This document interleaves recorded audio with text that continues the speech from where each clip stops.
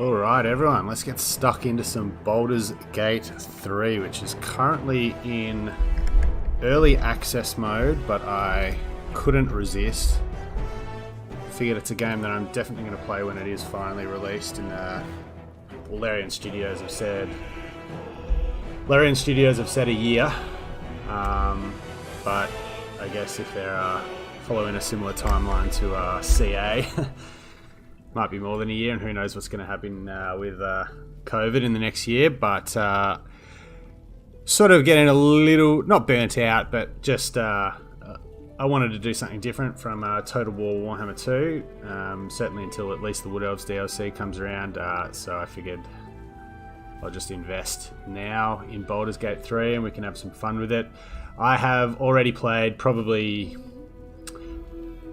about 12 hours worth of the game at the moment, with my own character, but we're going to start a new one today, and we're going to go through this with a bit of a showcase of the gameplay, some discussion on how I guess it relates to D&D from the 5th edition perspective, but also I guess offer some of my own thoughts as we play through. I have played a bit of D&D tabletop, so I guess I am familiar with sort of the game and things that you can expect to see. Played a little bit of Baldur's Gate 1 when I was younger. Haven't played Baldur's Gate 2, but yeah, fan of the setting, so really excited to have a look. Worth bearing in mind before we jump in that this is an early access, so when it looks, parts of the game look like they're sort of unfinished, that's because they're not. There's parts that I guess are lacking a bit of polish and that sort of thing, but overall it's really solid from my own experience so far. So let's jump into a new game and have some fun.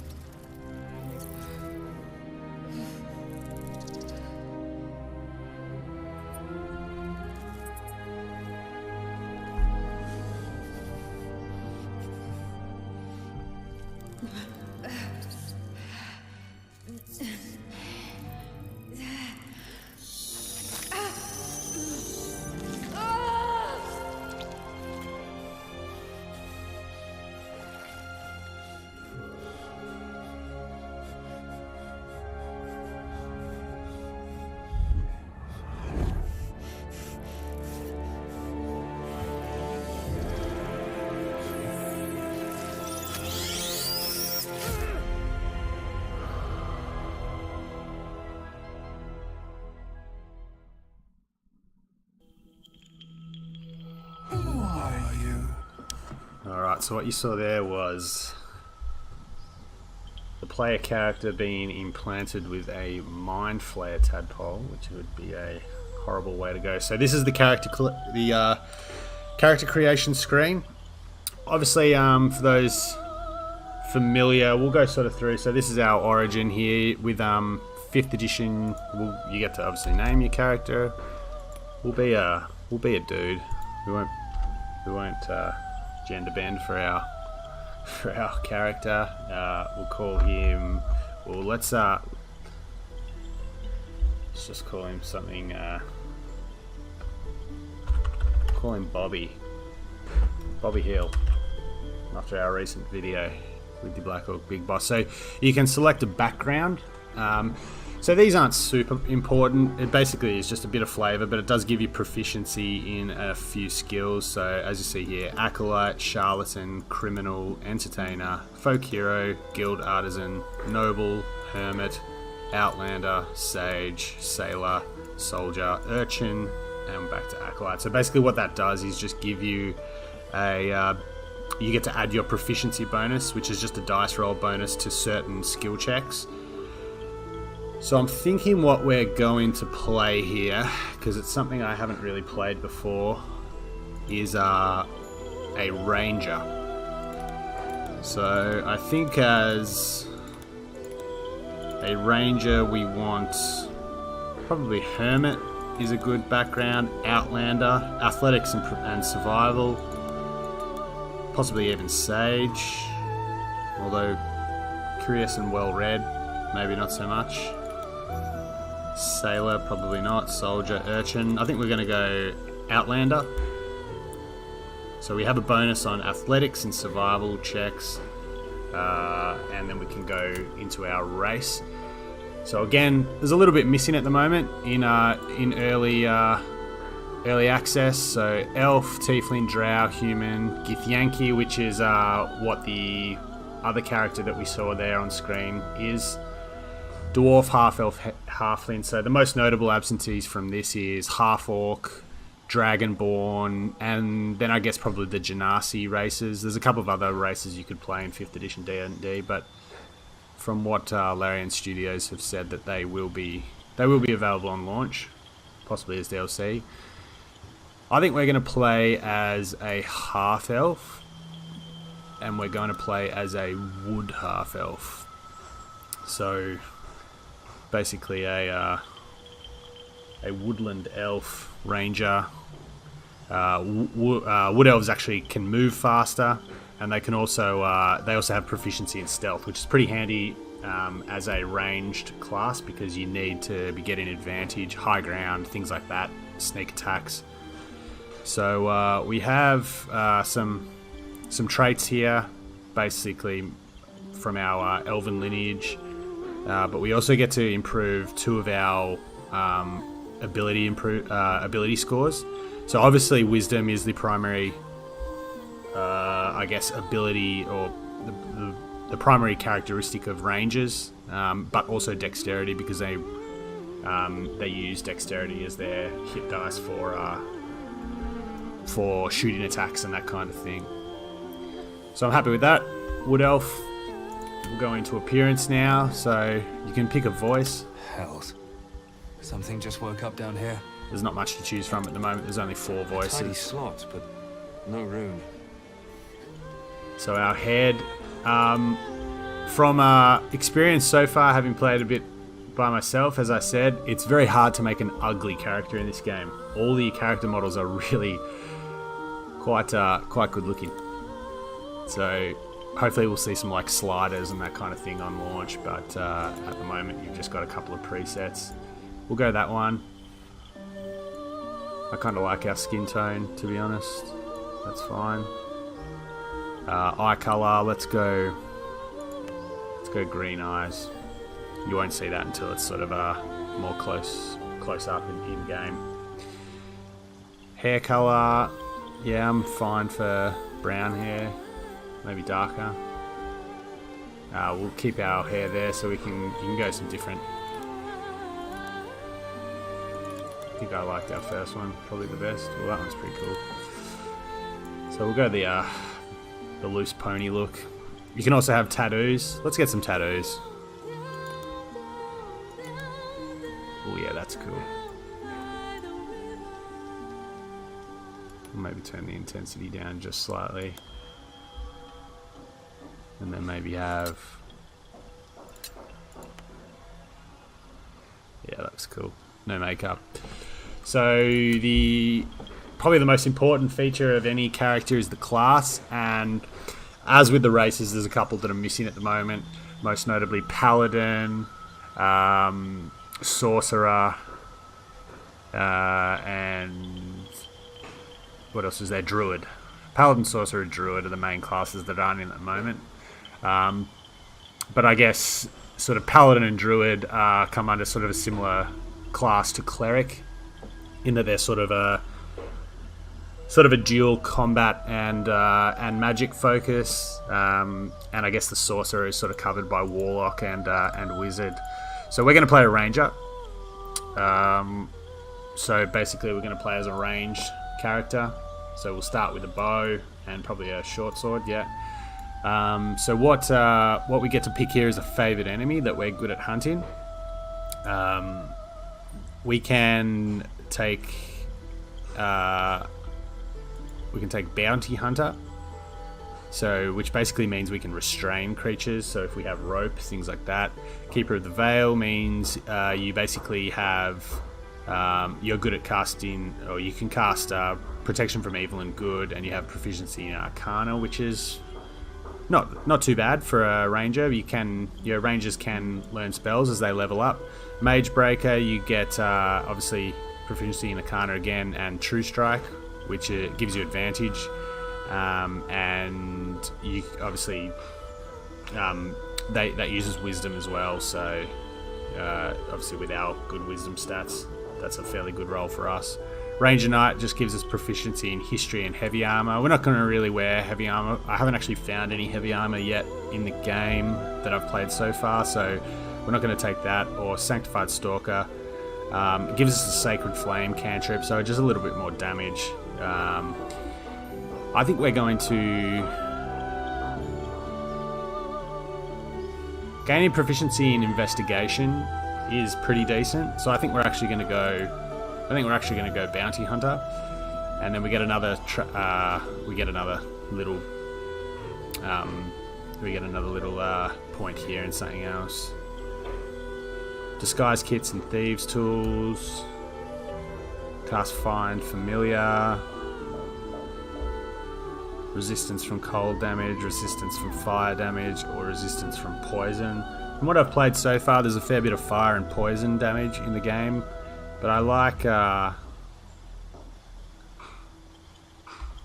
probably take this.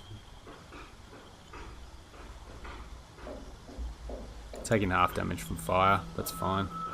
And then you see here our proficiency so far. So we can use simple and martial weapons, which is good, which means we can actually use better weapons. We also have some medium armor proficiency, which isn't bad.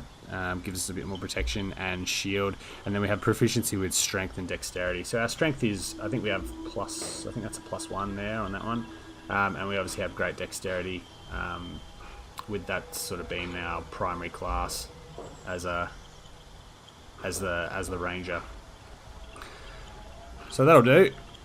Ranger, and then we've got some skills. So again, you can put just a couple of points into skills that you gain your proficiency bonus on. So obviously these are our skills we have proficiency with through our dexterity, and then we have obviously these which we just have our stat bonuses for. So we can pick 3 of these. So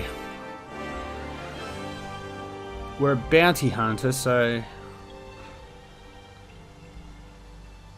I guess we already have them from our background, race, and that kind of thing.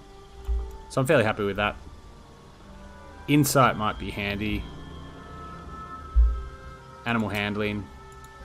Let's take it off animal handling. I don't think there's too many. I don't think that probably does us as good. let's go over to ability. So this is our ability points here. You basically get the standard point spent here.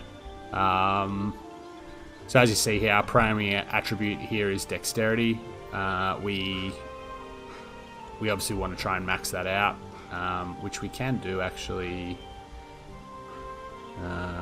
We'll just leave that. We'll leave that for now. Okay. So so here's our half wood elf ranger, Bobby Hill, in all his glory with his sweet eye tats. Tell me, who do you dream of at night? So this is another little gameplay mechanic that sort of affects the story a bit, but it's not that important. So we'll just we'll venture forth to another cutscene.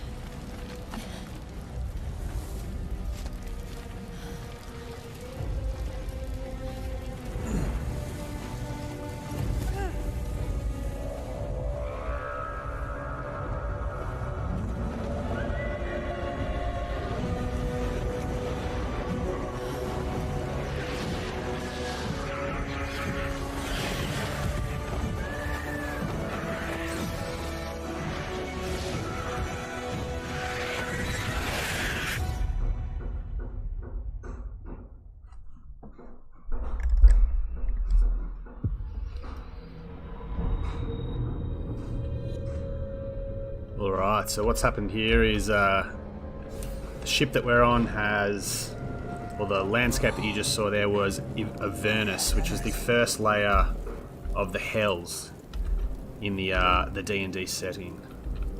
So we've awoken on this ship,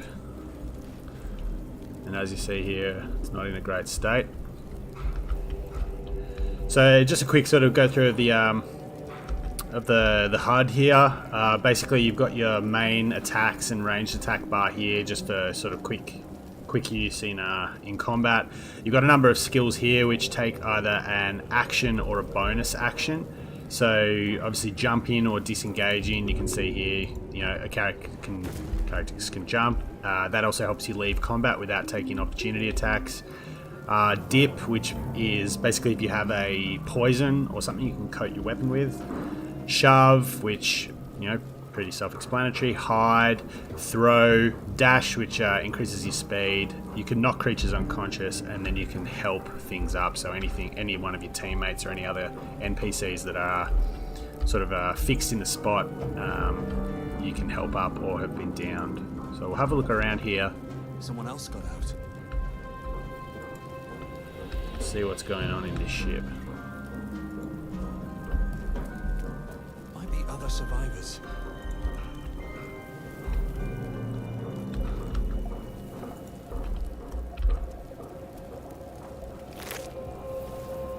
So this is we've obviously gone to search this Mind Flayer's body. Caustic bulb. Looks like some kind of Dead. kind of projectile that we can throw.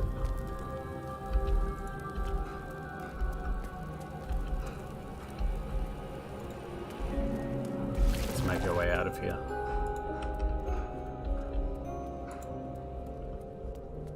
Devilkin. Am I in the Hells? So we've got some dead imps.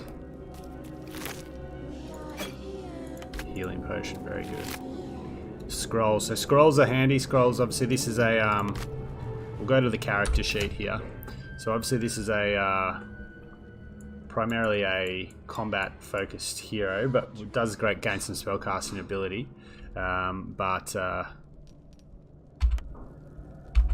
Obviously with that, I don't know, where'd that scroll go?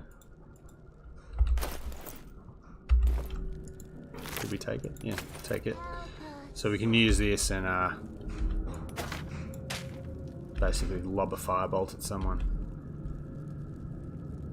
So we can have a look around for anything that we can possibly take. So we heard a voice before.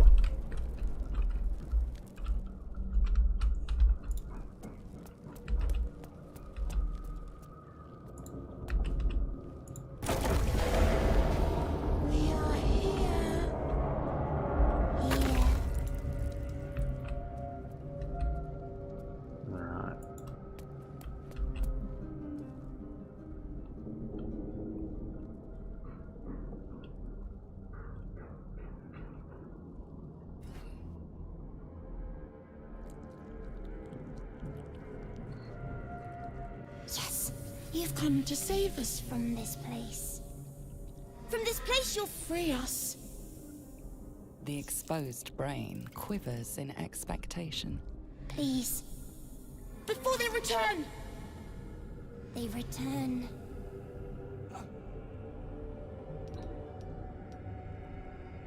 You sound afraid. Why? The enemy. So many enemies.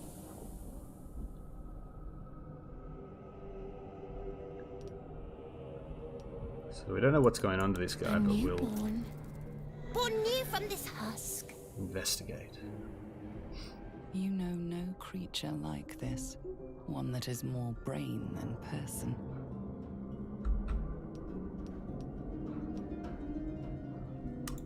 Remove us from this body. From this case. Free us. Please. So as you see here, we get a few different options based on our statistics. So our investigation, you know, we do have proficiency in investigation, but we only have 8 intelligence. Strength we get +1 from. Dexterity, however, we have a very good, a decent chance here. So it's a +3 roll. So let's try and gently prise the brain from the skull. And as you see here, this is a really cool feature. It actually shows you the dice roll for checks like this, so you can see sort of how difficult it was. It's not just a succeed or fail, and we succeed. Oh, Jesus. The brain lifts from the skull, but you notice an opportunity. You could cripple the strange creature, making it more subservient should it prove a threat.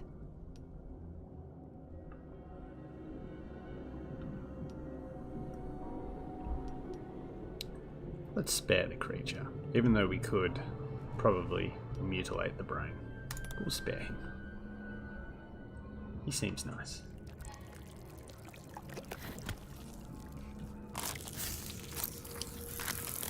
Oh god. We are free. Our freedom is ours, friend. The creature pauses, listening. Something behind your eyes seizes in recognition. We must go to the helm. At the helm, we are needed. What's at the helm? The brain tenses, as though querying an unseen advisor. Do you not hear it? We will not survive here. We are needed to navigate. We are needed to leave this realm.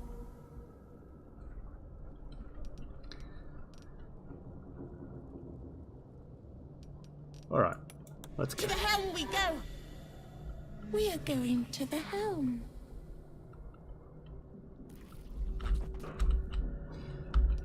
Hey, so we have a little helper. He's joined our party, so we have a little brain following us around now. And as you see here, there's down here you can group your companions. So if you want to move separately, obviously I can move Bobby away and he'll stay there. And now if I link them back up, they'll follow you. So it's good for splitting up the party for certain encounters or laying an ambush or something like that. But when you're just sort of traversing the map, keeping them all grouped is obviously the way to go now. Obviously this room's in a bit of strife, so let's make our way out. Now you've got to be careful of these flaming surfaces. If you walk into them, obviously you will take damage. Alright, there's a dragon. That's ominous. So this is where our jump mechanic obviously comes into play. Oh. Are we going to be up to?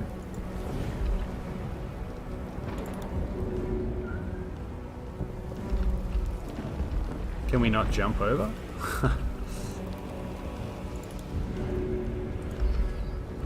No, it seems we can't. Can he jump over? No. Okay, this is interesting.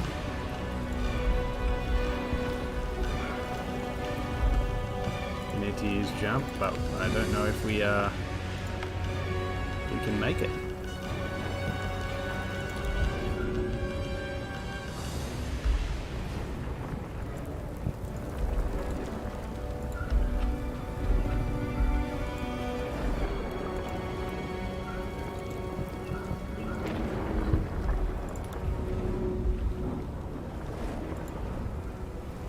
Oh, okay.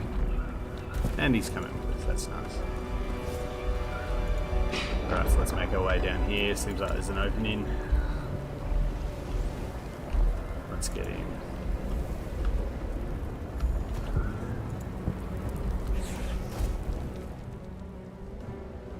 Abomination. This is your end. Your head throbs and your skin tingles. Visions rush past. A dragon's wing, a silver sword, and a flash of your face seen through the strange woman's eyes. Oh, my head. What is this? Skvar, you are no thrall. Vlaakith blesses me this day. Together, we might survive. Imps block the path forward. You will assist me in destroying them. We must reach the helm before we transform. We saw this woman before. She's been implanted with the same parasite as us. Who am I? But who Your are you? only chance of survival. And you mine, though it pains me to say it. On with them. First, we exterminate the imps. Then we find the helm and take control of the ship. As for that thing, it will remain tame as long as it believes we are thralls. It may be of use in the fight to come. So up here we've got a few enemies. Obviously there's some imps stalking around this room. So this is going to be our first sort of look at combat within the game. So let's proceed.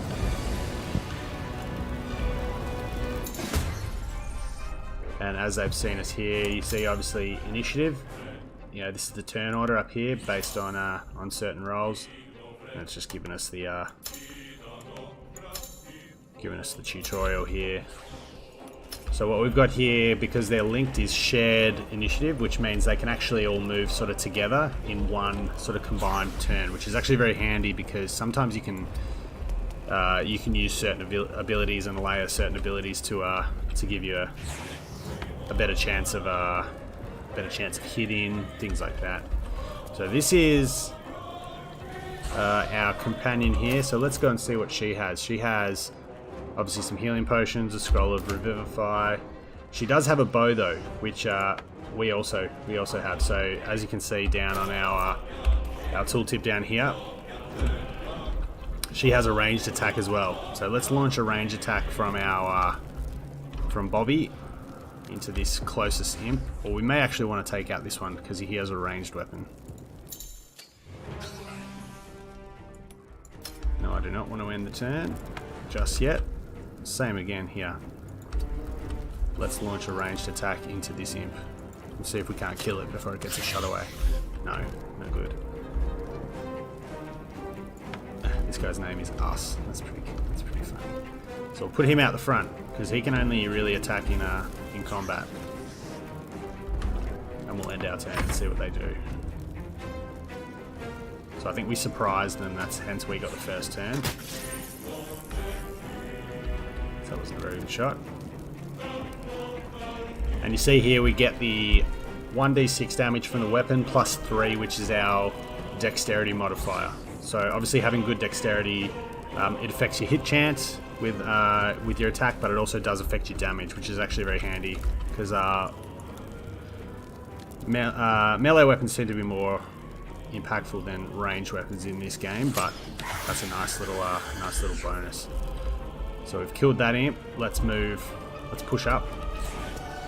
And likewise with this with Lae'zel. Let's move up. So you see there, she only has +1 to her damage, so she's got a +1 dexterity modifier. But we'll have a shot at this imp. See if we can't. And now our little brain, Us. So what we're going to do here is move, and then we're going to jump. So we're going to see if we can jump up, which will take some of our movement, but will also let us attack. So we'll launch an attack in combat there. Nice work, Us. And oh no. Okay, so I took an opportunity attack there because I accidentally moved out of his sphere of sort of control, but luckily he missed me. And I got one back there and killed him. Nicely done, Us. Alright, now what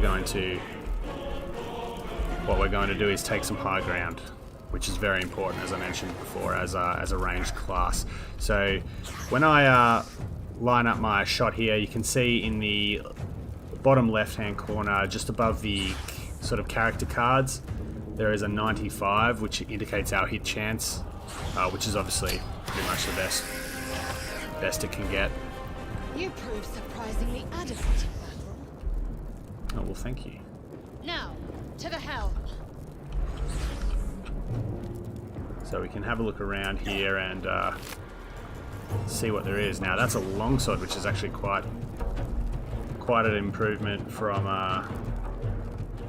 from the item that we have, which I believe is just a short sword. So that's a nice find early. And I believe that this... Well, I thought he had a crossbow, but I guess a longsword's still a good find.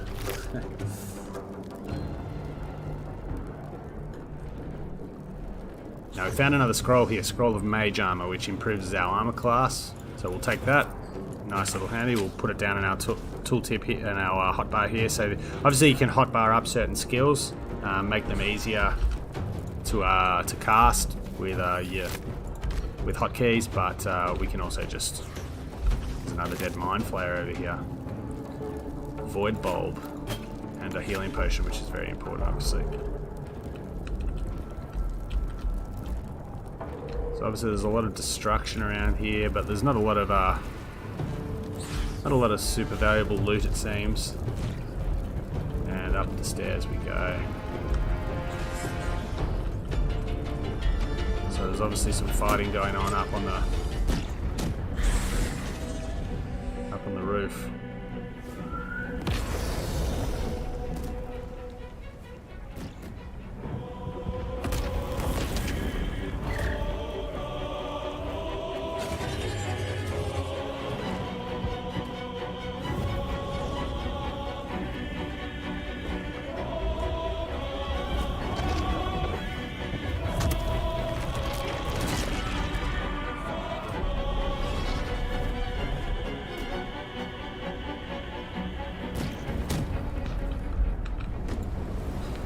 So as I mentioned in the intro, there are some animations that look a bit cartoonish at the moment, that look a bit like sort of an episode of South Park.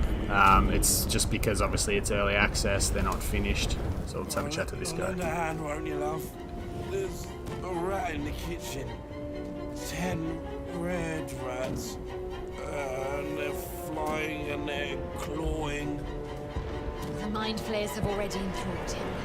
Leave him, or we will share his fate. Alright, let's press on and find this helm. Let's move up here. Looks like we're going to find a few more imps. And we might be able to get the drop on them. So that's initiated combat. We'll get our little brain into combat. Oh, nice one. He's taking him out very quickly. And then we can move him up to just make sure that guy has to make a disengage action or something like that. Miss, unfortunately.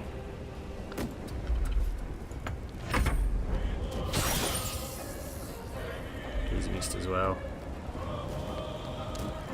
So we'll shoot him down, we'll use our bow and see if there's any loot on these guys. Oh, this guy's got some gold and a mug. We probably don't need a mug. Probably don't need a mug at this point. And we see up here we've got some enthralled sort of humans that have obviously suffered a similar fate to us with the mind flayer parasites. Let's try and avoid this fire.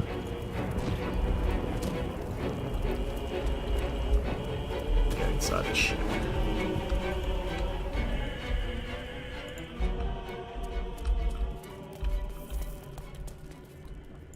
So, destructible terrain is also a thing in this game. So we'll get Lae'zel to break it down before we move back in.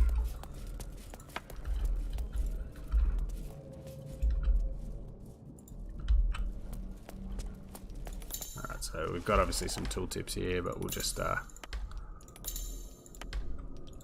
them out of the way. And we'll enter the ship. Istik, back! Touch nothing without knowing its purpose. So we can come down here and have a look at some kind of monitor. Oh! She made them hostile.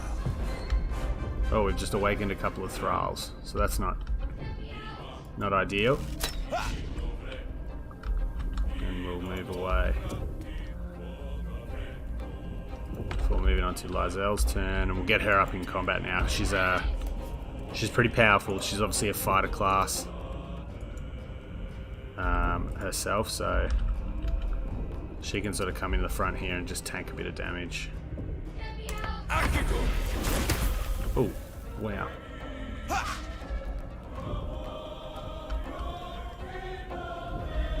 So he's currently standing in an acid surface, so let's jump him out of there and get him up to do some fighting. Good stuff. I'm glad we brought this guy with us. It's a handy little fighter, and it seems like there's someone in this pod here. So let's deal with this guy and see if we can't help him. And Lyselle's going to come up and chop this guy to pieces. Nice work. Seems there's someone in here. Let's go and have a look. You! Get me out of this damn thing! We have no time for stragglers.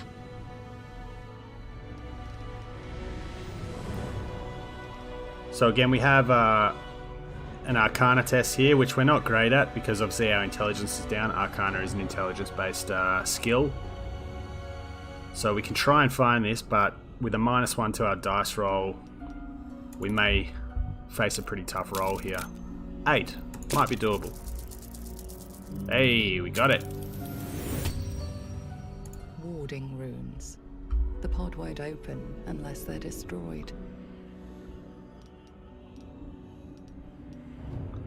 So we can try and open them. Are you satisfied? We need to go. Leave the one. The one must be left. Wait! That can't be. There has to be another way. Please! It cannot be helped. Come. Safe if she stays. Safe if we go. So at this stage, it doesn't look like we can help her, unfortunately. So we'll head over here. There's a necklace. We can take that. That's a key. Seems there's a locked chest here. So we can go take a look up here, maybe. We don't have any thieves' tools yet, unfortunately, to try and unlock it ourselves. How many hosts of these gay infected? Seems like there's another pod. Maybe there's someone else in here. A dazed woman is trapped inside the pod. She doesn't notice you. Oh. Looks like she's worse for wear. Last time we pushed that, we awoke some thralls. Oh, but there's a key there. Chest. Yeah, might fit that chest. But we have to try and... Could mean anything. So that little thing that comes up there is sort of a passive dice roll, and you'll notice them pop up sometimes if your player just stumbles on something that it can pick up just passively rather than sort of engaging with it or interacting with it. So that was an Arcana check, but it didn't really reveal too much. But we can look at this.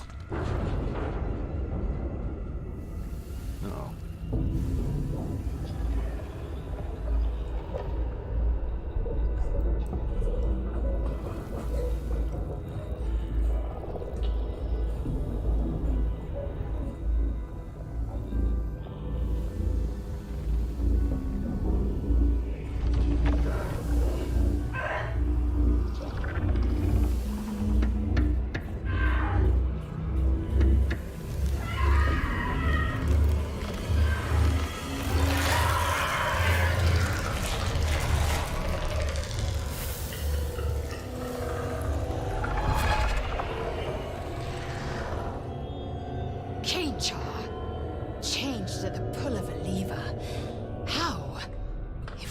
purified, this may be our fate.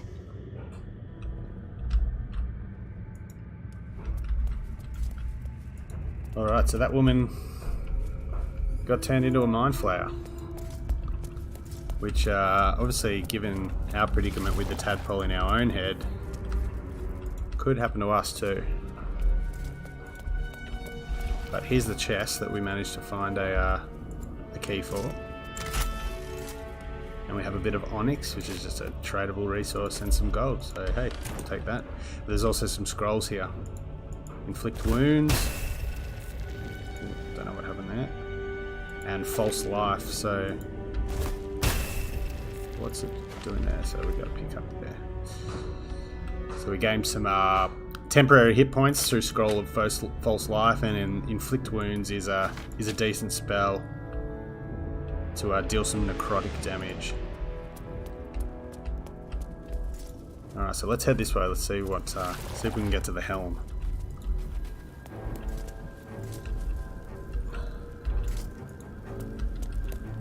We are nearing the helm.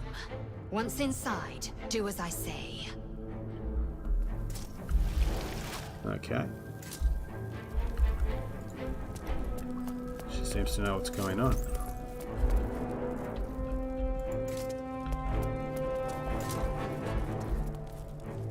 Alright, so it seems like this is the helm, and there might be a battle in store for us.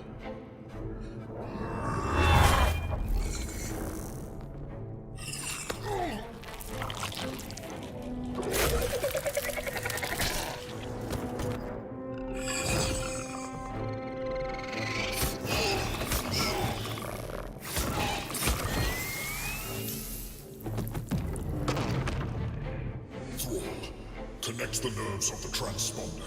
We must escape. Now! Do it. We will deal with the Geich after we escape.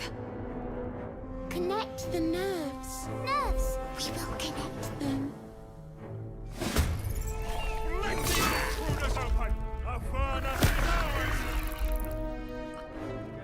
Alright, so we seem to have some kind of devil over here fighting that mind flayer, which is nice. Hopefully he can survive and keep him busy for us, because we certainly aren't strong enough at this point to take on a mind flayer. But we also have some imps that we need to deal with. And we have our little brain here. He can sort of come up and just be our bodyguard.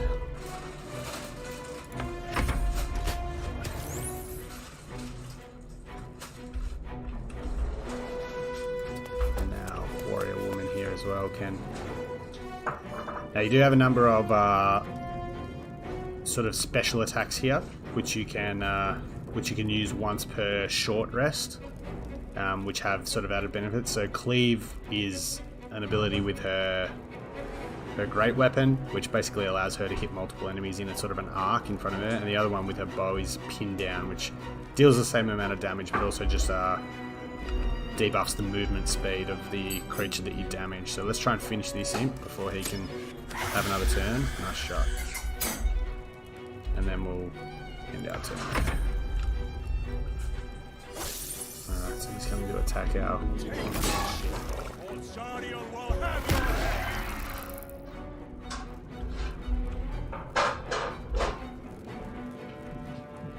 So there seems to be some bodies here. Maybe we can find some stuff. Well, we can take them at the very least. We can trade them later. Now we have a debuff on us at the moment called Threatened, which means when there's enemies close, you get disadvantage on your ranged attacks. So let's move away a little bit and see if we can't move that. There you go. See, the tip there has been dropped, and now we have a better hit chance. And then we'll see if we can finish him with our little buddy. We'll move him up to sort of be a bit of a buffer against the other one. So that one's going to shoot us. So let's close. Let's close nice and quickly. And does he have any movement? Yeah, he can move up as well, just to get us.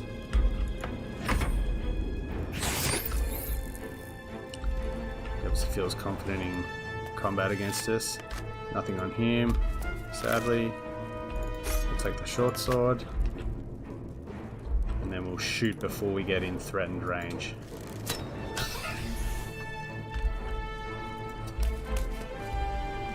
And we'll pass the turn.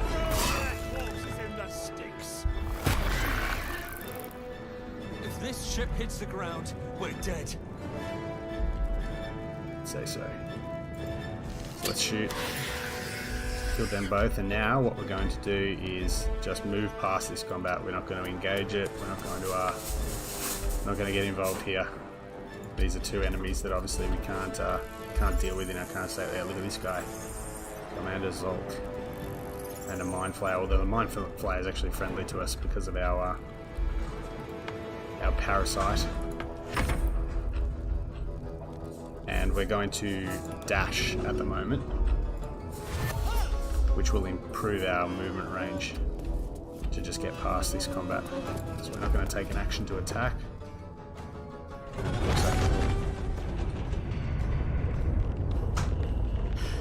It's clear. Hurry, before they strike. Oh. Triggered some more imps. Never mind. Okay, so we've got him at the moment. Is it his turn or no? It's your turn.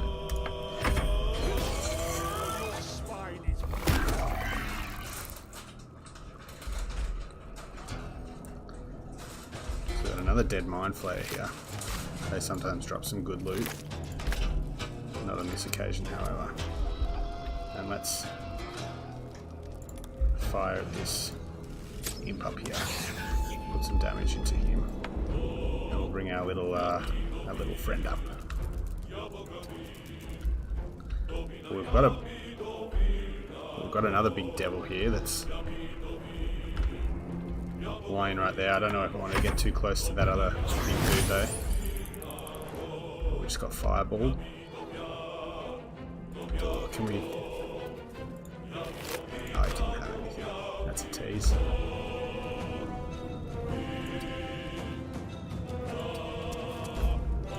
And now we can try and finish this imp. No, that was a very good shot. Plays out.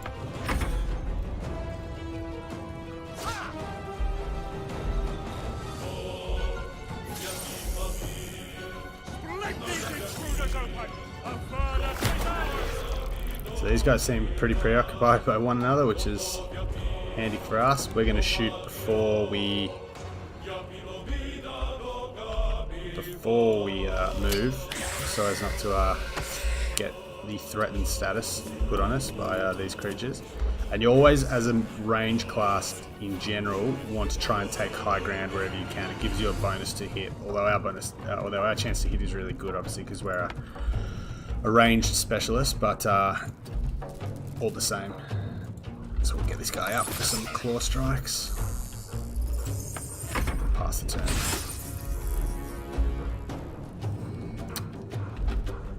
And we'll try a cleave here. I'll show you what it sort of looks like. So you saw that arc there, bang. Whoa, that was nice.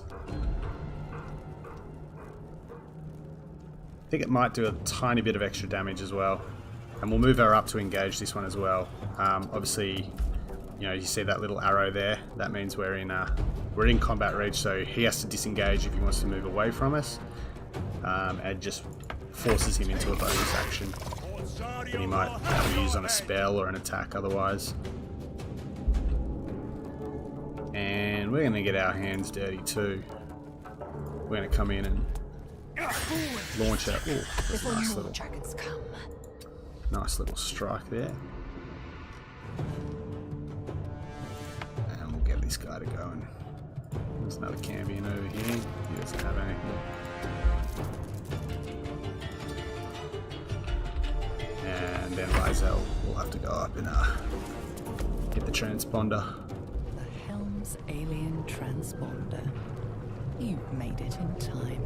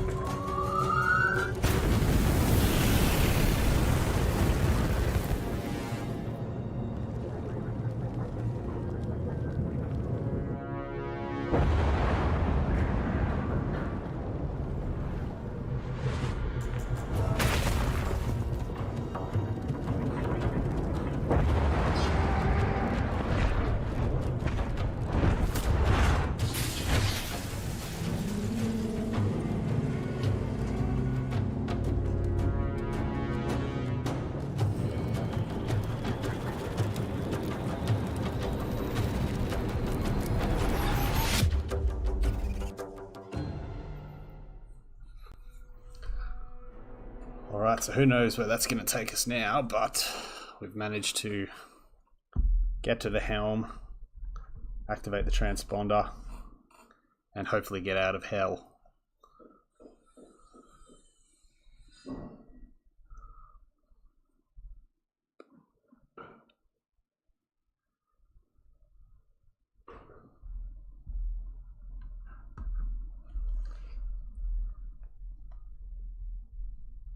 So you saw there, even with that sort of in-game sort of cutscene, some of the animations are a bit janky, but it looks otherwise it looks fantastic. The unit models are great, the artwork's great.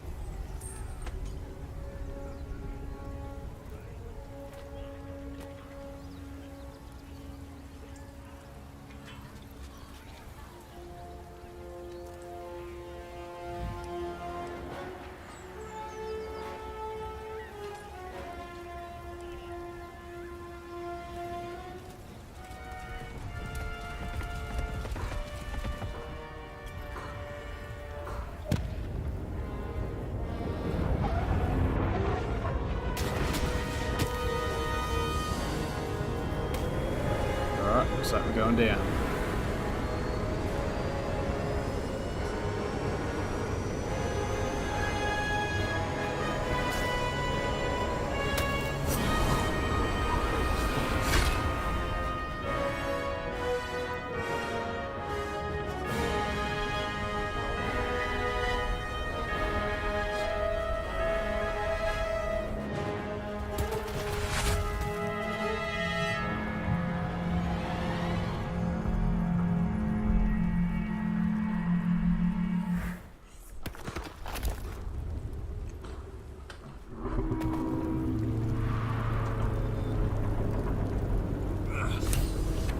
Right, so we've landed on some beach. The ship looks like it's crashed, and now we can go and explore a little bit.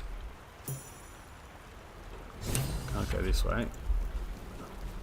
Alright, so we can look at our journal here. Obviously it's just got your sort of quest log and that kind of thing. So there we go. We escaped hell on the Nautiloid, which was the big ship. Lae'zel, who was the warrior that we met before, told us that the parasite in our heads will transform us into mind flayers. We need to find a way to remove it. We've escaped from hell on the Nautiloid, crashed somewhere back in the material plane. We need to explore the area and find a healer. So as you saw here, we picked up some loot. So we'll go to our character screen. Now we can use this longsword, which as you see here is better than the short sword we already have.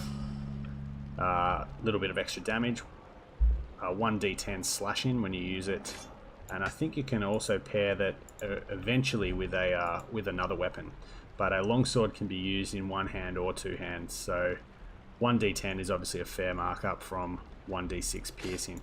But what we can possibly do is equip a sword in each hand, which means obviously our damage for each attack is decreased, but it gives us a bonus action to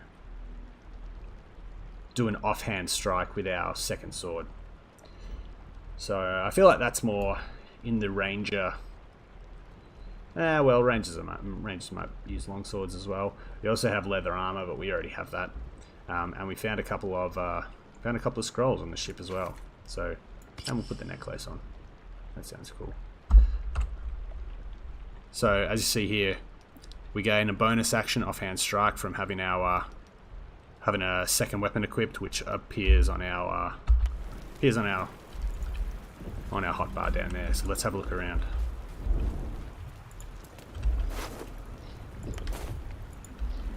Don't really need a cup.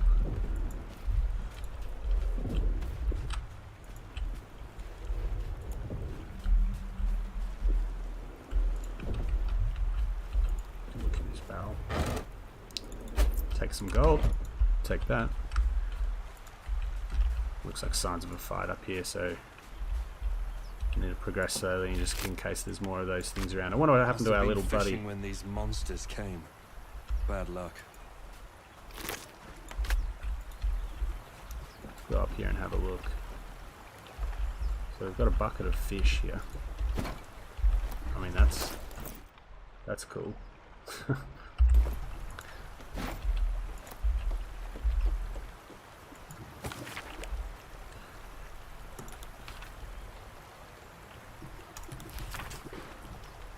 Looks like a book of some sort. And we found some food. Food can be used in a similar way to health potions. It helps you regain HP, so we'll take that. And this one seems to have dropped a letter. So let's have a look at see what that says. Sigh, I love you. There, I said it. And if you meet me tomorrow, I'll say it again and again, and keep on saying it till we're old and grey. So let's do it.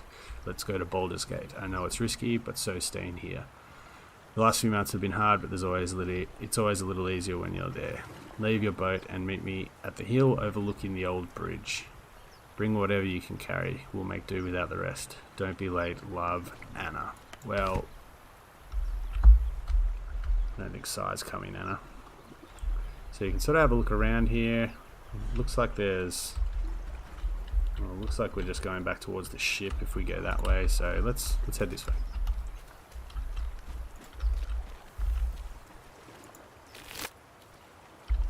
Empty bottle. Didn't need that. And there's someone up here. Why? Why won't you just open? Blasted door up. What?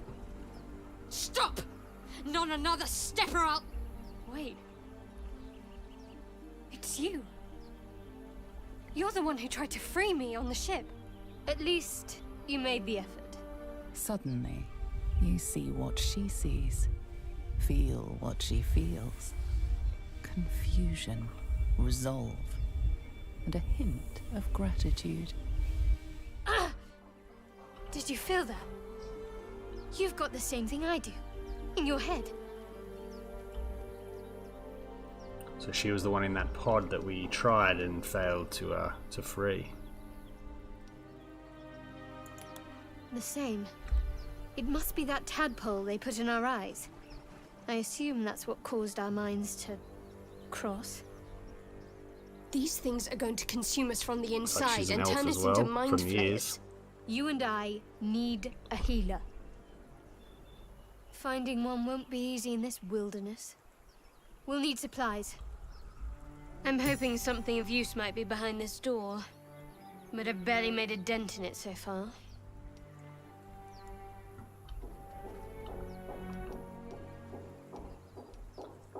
Looks like you need a hand. Be my guest, but that door's too strong. Maybe there's another way, up the cliff. Hopefully there's no more of these things.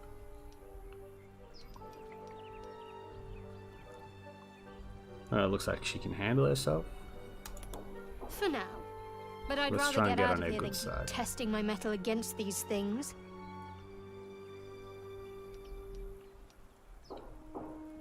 Alliances have been made unless I could use Or your just help. company for our final moments. But you're right. Whatever lies ahead will be a little less daunting with support. You can call me Shadowheart.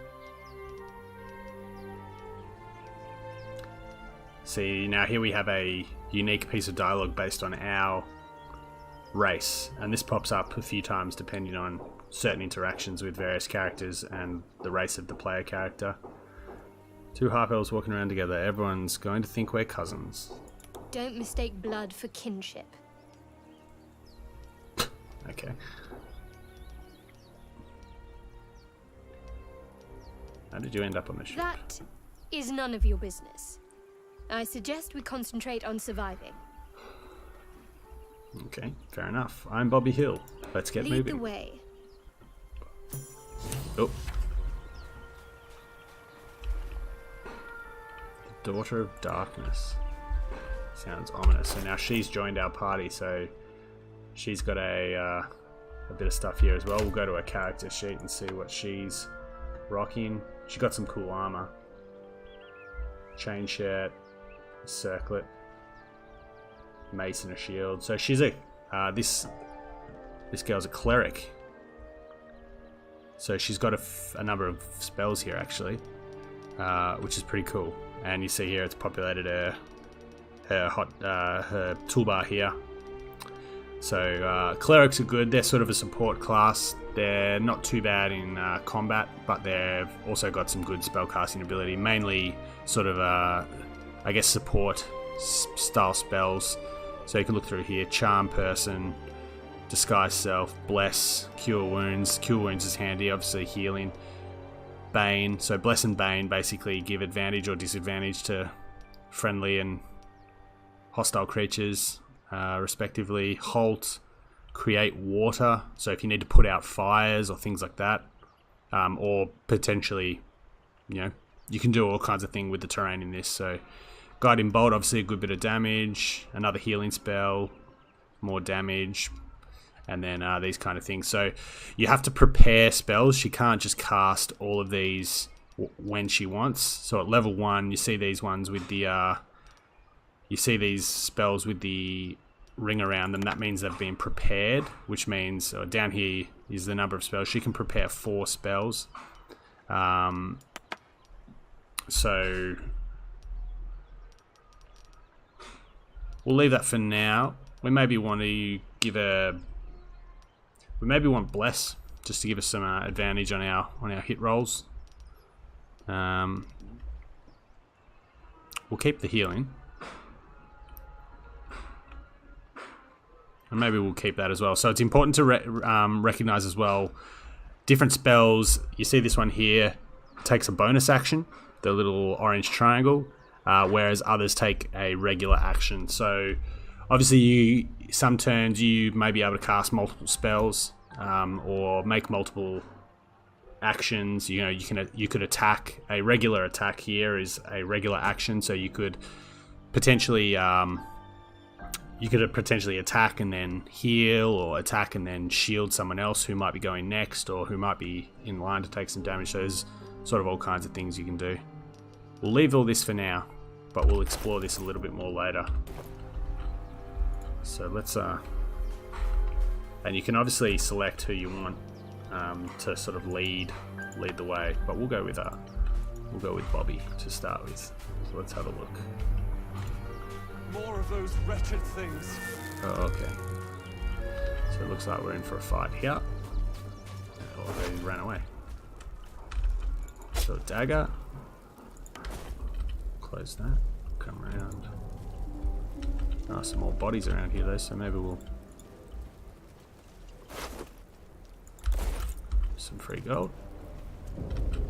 Not gonna say no. And another bit of fruit, so... We've got some decent healing. So these creatures have gone into... It looks like we're going back into the ship. And it looks like here they are. So I don't know if they're...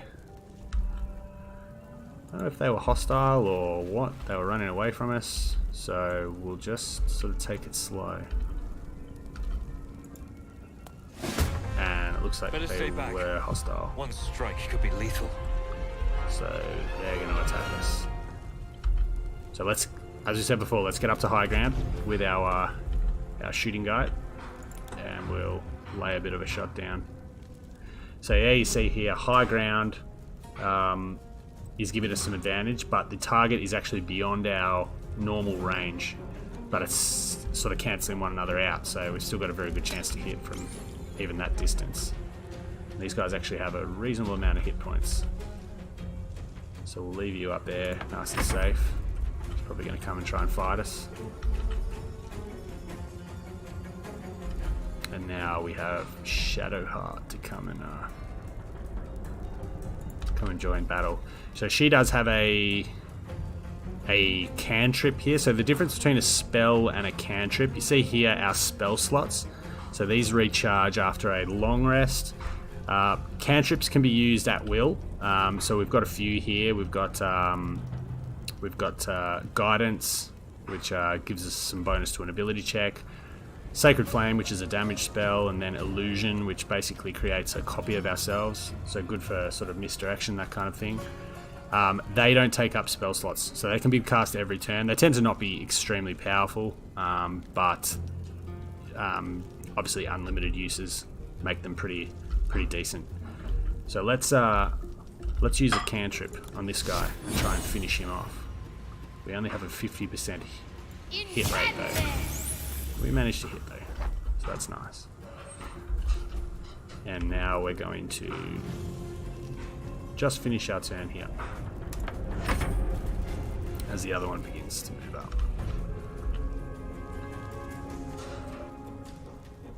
So we've got a 100% hit chance here because we've taken the high ground and this guy's within our range. So we can either finish this guy, which might be the best option, or we can potentially put some damage into this one.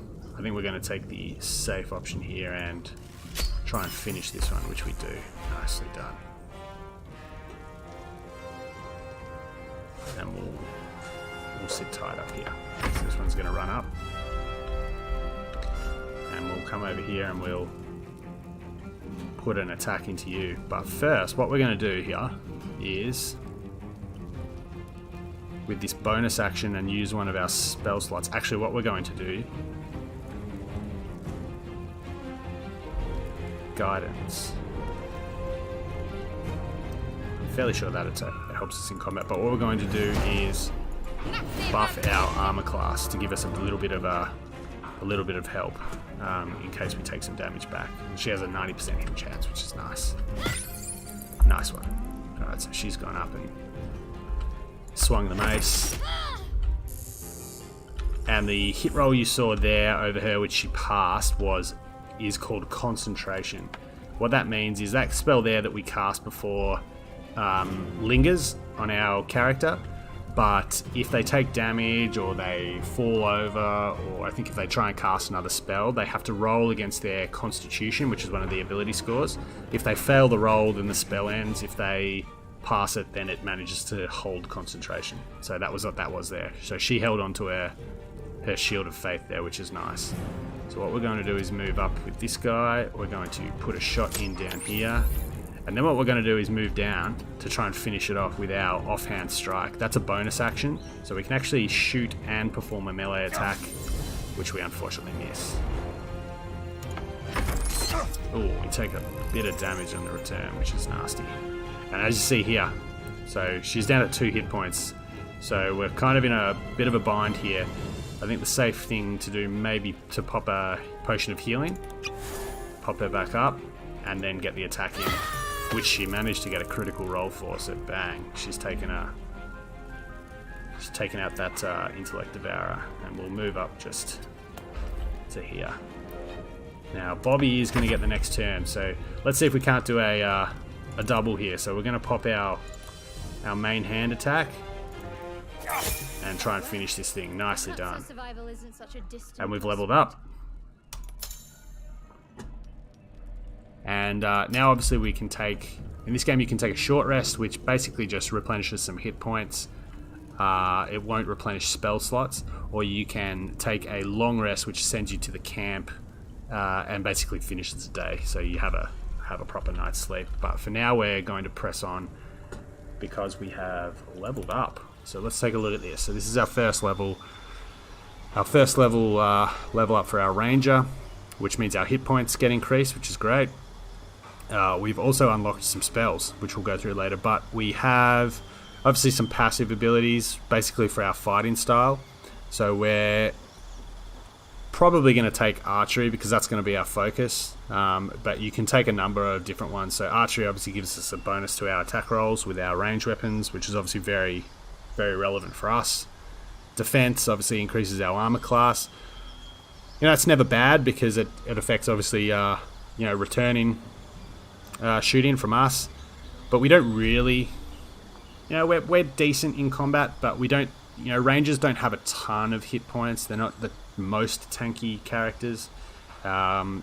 Dueling is for basically using a weapon with the other hand free. So, but we're sort of doing two weapon fighting.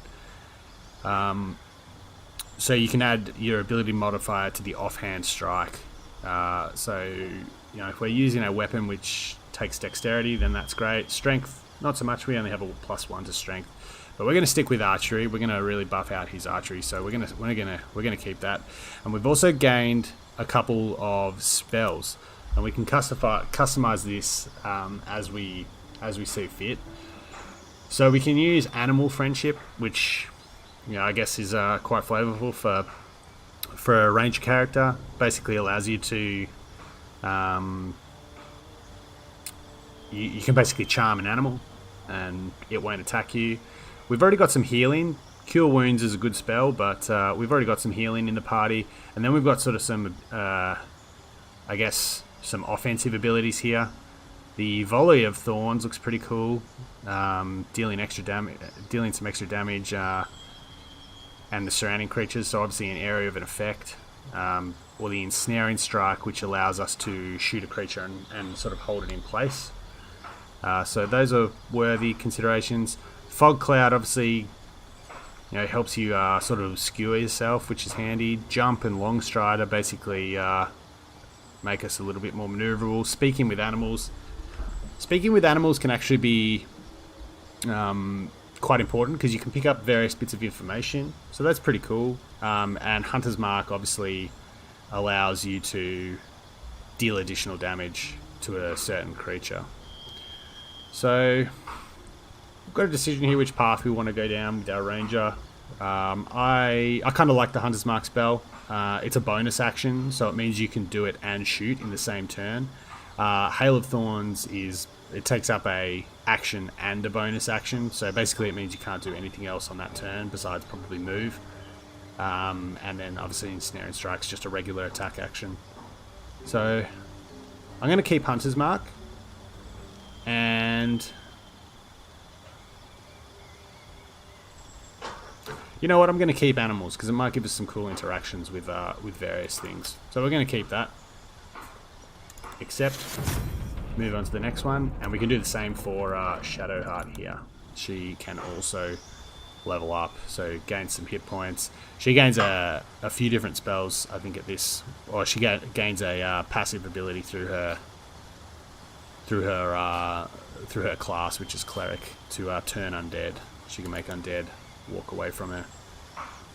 So this is her spell. She doesn't gain any new ones at this level, and she's the Trickery Domain, which means she can sort of create, as we saw before, illusions to distract. So we don't get a lot of choices here. These are just prepared spells. We can do that off this screen, so we just have to pretty much just go accept here. So as you see, we've increased our hit points, which is cool, but we're still not fully healed. So we'll move on. We'll press on. We'll see if these guys have anything.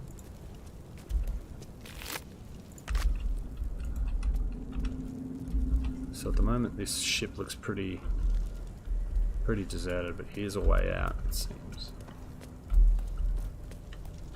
Although there are multiple paths here we can take. It looks like this also leads to a way out. However, here's there are some boxes we can investigate. So some thieves' tools. These are handy. We can possibly use that if we come across any locked doors. It's not a guaranteed success. All right, so this is locked. So let's see if we can't use our thieves' tools. So we'll go use. See if we can't unlock this wooden trunk and see what's inside. Hey, so a leather helmet, which gives us a buff to our dexterity saving throws, which is can be important for, I guess, if we are forced to roll against our dexterity, which is already very good because it's our I guess our main ability as a ranger. And then we can pop the leather helmet on his head. There you go. So probably worth it, all things considered, to use that thieves' tool.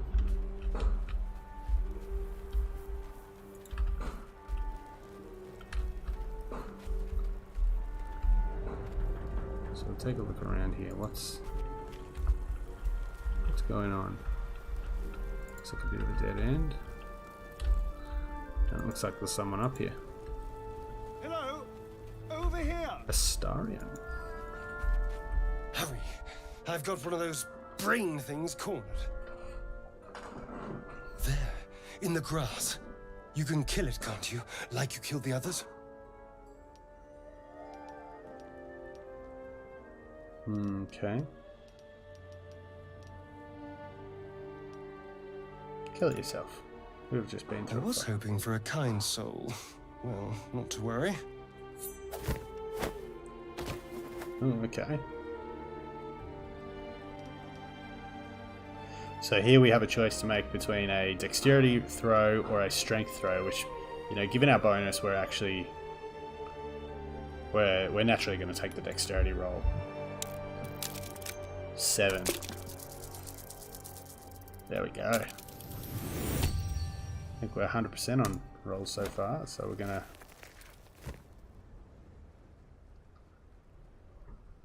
This guy looks like an elf as well. You on the ship, strutting about whilst I was trapped in that pod. What did you and those tentacled freaks do to me? Okay, we'll put the knife away. You'll talk. Ah! Your mind twists. You're looking out of unfamiliar eyes, prowling dark, busy streets. You try to hold the memory, but it fades to the worm, the light, the fear. What was that? What's going on?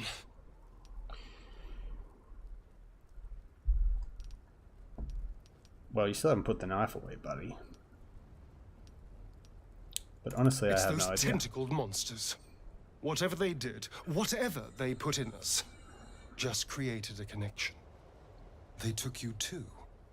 I saw it during whatever just happened. And to think, I was ready to decorate the ground with your innards. Apologies.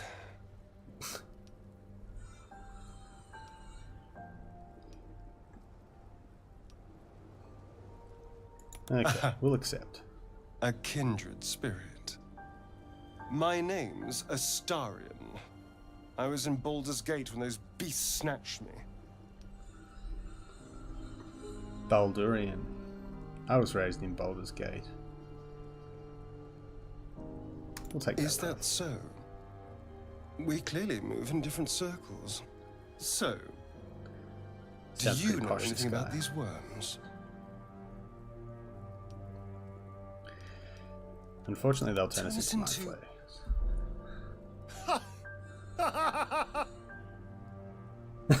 Of course it'll turn me into a monster. What else did I expect? Although, it hasn't happened yet. If we can find an expert, someone that can control these things, there might still be time. Control it. Need to get rid of it. It looks like we can recruit him, or try to at least. Well, need to get yes, rid of of it, course. But first things first. Trouble. You know, I was ready to go this alone, but maybe sticking with the herd isn't such a bad idea. And you seem like a useful person to know. All right. I accept. Lead on. Alright, so we've got 3. Oh, hello. He's a scared boar. Maybe that's what that was. So this guy is... Oh, he's also got a level 2 because we've just he gets our bonuses. So he's a level 1 rogue, Astarion. He has very good dexterity, good wisdom. It's an interesting point split. Usually rogues have good charisma because they want to be able to charm people and persuade people. So he's an elf rogue, high elf. And he has an illusion thing, and he can perform sneak attacks, which is quite handy. You know, if you have advantage, you can do extra damage. So let's level him up. Let's take a look at what we can do with him. Doesn't look like we can do much at this point. He just gains another cunning action. So usually dash is a action, which means you can't perform a normal attack if you dash on the same turn. But this moves, obviously cunning dash gives him the option to dash as a bonus action, which means he can dash into combat and still attack. So that's pretty handy. We'll take that. Now rogues are good at, rogues generally have a decent ability to dual wield. So let's move some equipment over to him. We have a dagger. We have a second dagger. So let's move that over to our friend Astarion here, and he can be a double dagger wielding maniac. So 1d4 damage, not a massive amount of damage output with that.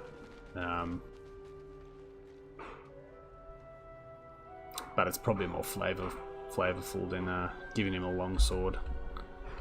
We want him to be doing sneaky things. But let's go... What happened to that boar?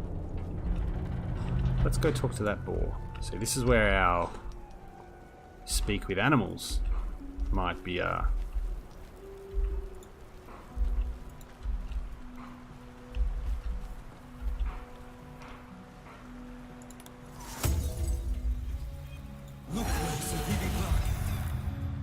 So we can go and talk to this boar now. Away! Away! So he's telling us to go away. Calm down. I You won't were hurt the you. same. Too many of my kind died because of your spears, Oh. but not me. Oh. Okay, looks like we can't do much more there. So it might have been a waste of a spell slot, but hey, we tried. We tried to talk to old Piggy, but he wasn't all that interested. So let's make our way along this path. Looks like we've got some survivors up here. More survivors? Quickly! They're trying to dig somebody out of the wreckage. So much blood. Something's wrong. Oh no, it's a They mind should be flayer. trying to get away if they had any sense. Just get her out! Let's have a chat. Come on, dig! Faster! Get her out of there!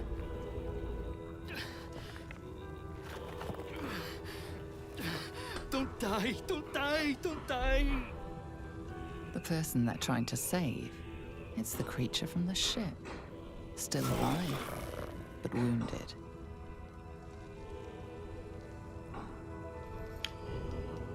So we can roll a persuasion check here to try and get them to realize what's happening. With a little bonus, giving me over point in charisma. But it's a tough roll. Obviously this creature's got a fair hold on them. No, we failed. Your words fall on deaf ears. The creature's hold on them is too strong.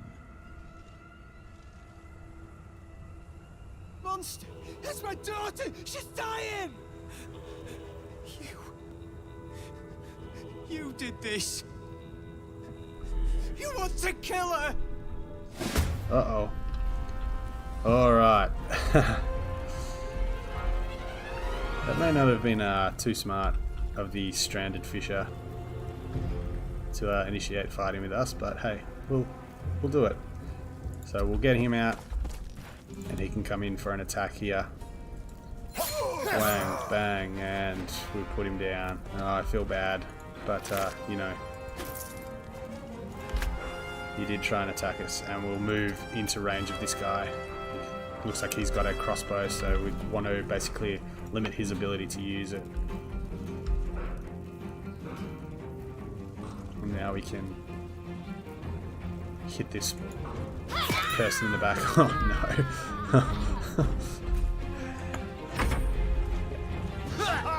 So this is clearly not a fight that they should have taken, but unfortunately that Mind Flayer looks like it's controlling them. And we'll move him up to... Suddenly, something convulses inside you. Your vision lurches sickeningly. You are one with your assailants, your minds fused together. They are frightened, lost. The creature in the wreckage is forcing them to attack you, controlling them like puppets. Its voice shivers across your brain, seeking access, trying to bend your will to its bidding.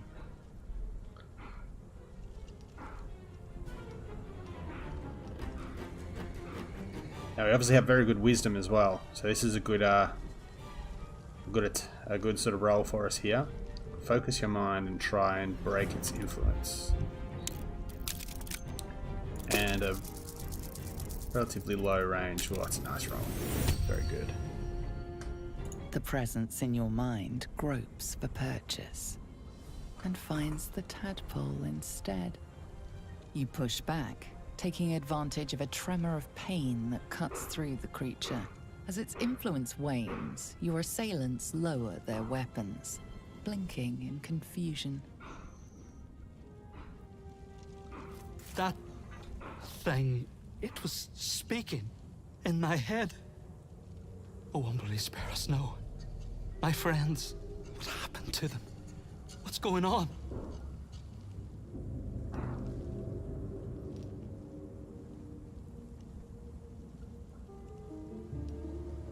Okay. I was defending myself, I'm sorry, or that monster is using you like a puppet. I think we'll go with that. I'm not sure I want to remember. We saw the crash from the river. We were too scared to move at first, but that thing spoke to us. We were ready to die for it. Came ashore so fast, we crashed the boat. I don't know what we'll do now.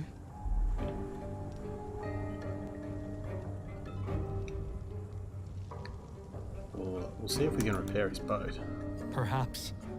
But I wouldn't like to tarry too long in this wilderness. We're...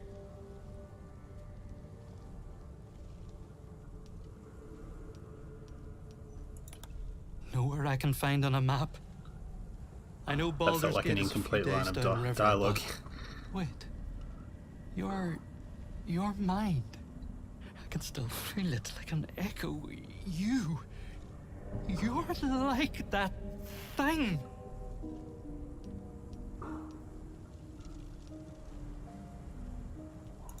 Please, I'm grateful for your help. Truly. But I don't want any more trouble. I'll go, all right? I'll go. Alright. I'm glad we didn't have to kill him. And it looks like one of our companions has something to say. Simpletons. The beast was half dead and they still bowed to its whims. Ugh. Have some sympathy. It wasn't enough to save them. Now I have to have emotions about it. Oh, he disapproved of that. Okay, Traveling this guy's a with bit of you a... is going to be exhausting. Ooh, this guy's a bit of a dick. I might just give it a save here.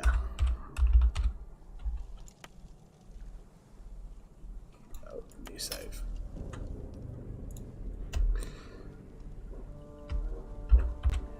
So we'll give it a save. And this is one thing I learnt the hard way in my first little playthrough. Save often, because the autosave doesn't happen often. Well, let's... You approach the dying monster. This is the thing that abducted you. You could end its life here and now. If only you didn't feel compassion. Compassion?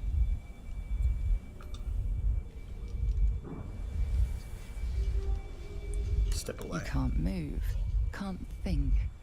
Thinking is mercifully done for you. It will be a joy to serve, to die for it an honor. It's possessing your mind, forcing you to love it. But then, the feeling slips. The creature's mind seems to focus elsewhere.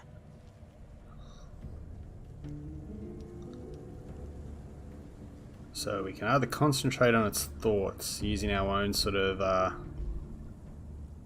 parasite or whatever, or we can break free. I don't think I want to be exhausted, defeated. Don't think I want to be controlled by this Its eyes, thing. wet orange pearls, radiate malice. Let's kill it.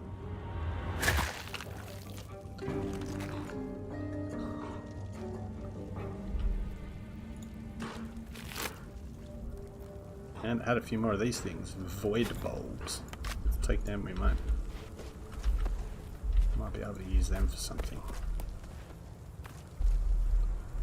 So it looks like we can get out this way. And looks like some dead. Those goblins we saw in the cutscene and we've come to take a look. We'll take your axe. We'll take a potion of healing for sure. We might actually pop one of them now, so we'll see our health bar pop up here. Alright, so we didn't get a great roll on that. We rolled a double 1 and then yeah, got the double 1 plus 2 for 4 hit points. But we'll take it. Goblin bow. Again, just take it. Tradable resources later on, perhaps. And up here it looks like we found some kind of sigil. You're alive. That's unexpected. Last I saw you, you were lying in a crucible's worth of blood. An intellect devourer nibbling at your ear. Glad to see my eyes deceive me. I'm Gale. Well met. Well met, you're on the ship as well. Very same. A traumatizing experience, if an instructive one. Instructive, you say? Nautiloids are incredibly rare vessels, a Mind Flayer colony's most guarded secret, and a gift pack's greatest prize. Not to mention, you're staring at me like a Rashimi at a blackboard. You're no wizard, are you? No, I'm no wizard. Pity. But that'll have to wait.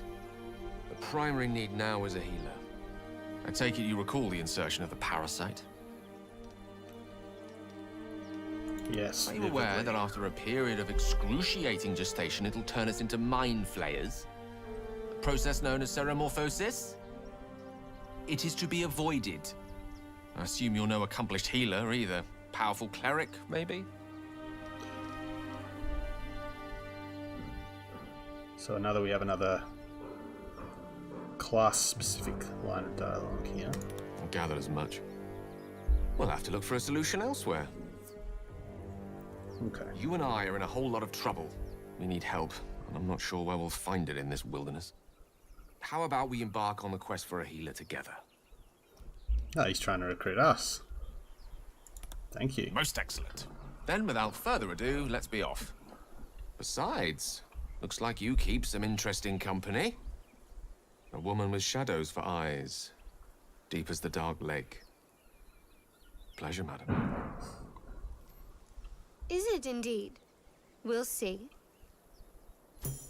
He's already hitting on our cleric. So we have Gale, the wizard, who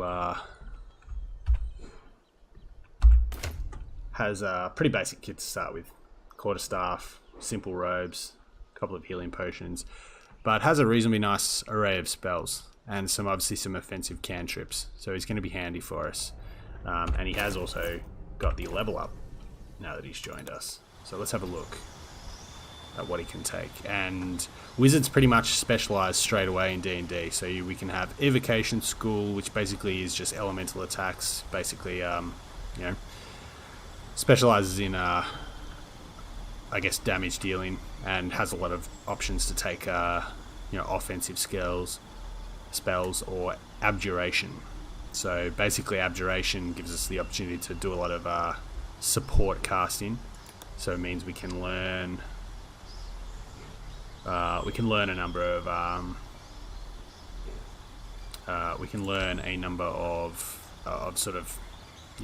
buff spells and debuff spells, which we kind of already have through our cleric. So we're going to take abjuration. We're going to take evocation, sorry. So he can actually learn 2 spells. Featherfall, I don't know if we're going to take. Basically slows or grants immunity to fall damage. So I don't think we're going to take that. Ray of Sickness does some poison damage and can poison the target. Burning Hands is for up close. Magic Missile is a very powerful spell because it never misses. So it's good constant damage. So I think we're definitely going to take Magic Missile. Ray of Sickness. Yeah, again, another offensive spell. Poison can be good for debuffing the combat stats of potential enemies.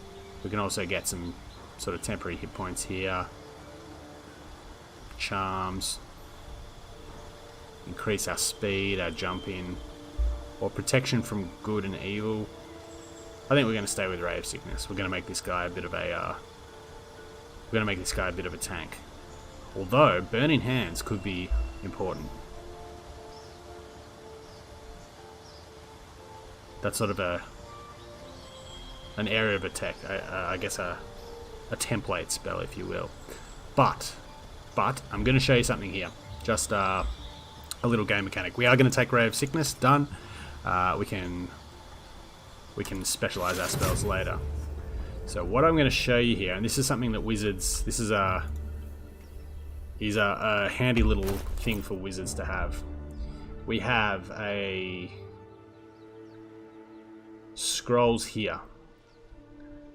So this scroll of inflict wounds, 3d10 necrotic damage. We can move this over to Gale, and you see here with a right click, we can actually learn the spell from a scroll.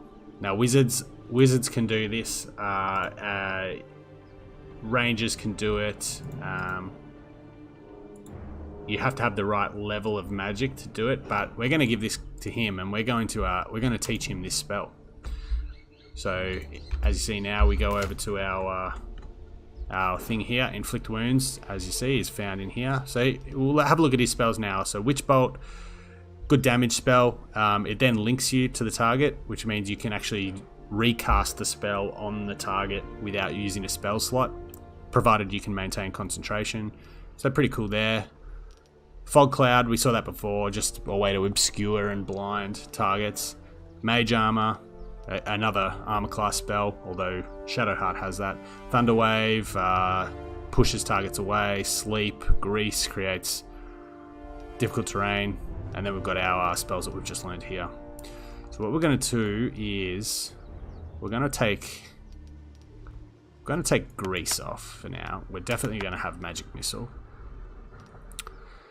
and we're going to take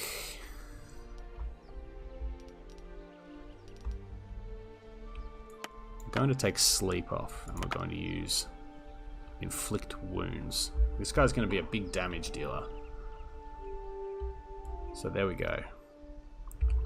And as you see here, if we go into his thing, he's got 3 spell slots. So he's got an extra spell slot on our other characters, which obviously makes him quite powerful. He also has a number of cantrips, so he can reliably throw out damaging spells, even if his spell slots are expended. So let's have a look here through the wilderness. And it looks like we're coming up. This is where we found Shadowheart, so she was trying to get into this place. So maybe there's another entrance somewhere.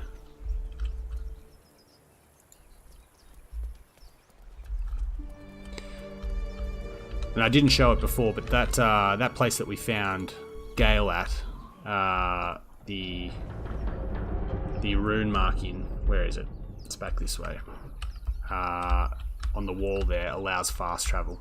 So there was another one down here, the rune circle just near where we found Shadowheart. You can fast travel between those locations. It's basically a teleportation system. So it looks like there's some people through here. Let's go and say hi.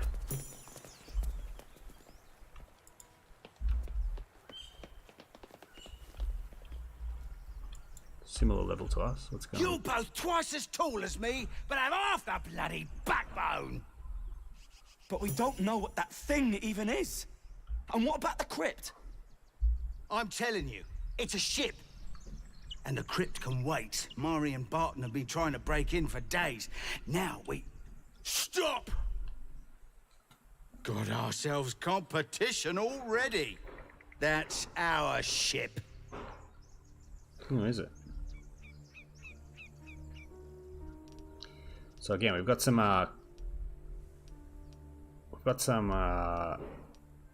dialogue options here. So all of these things take charisma. So they all have our natural +1, but they're all different skills.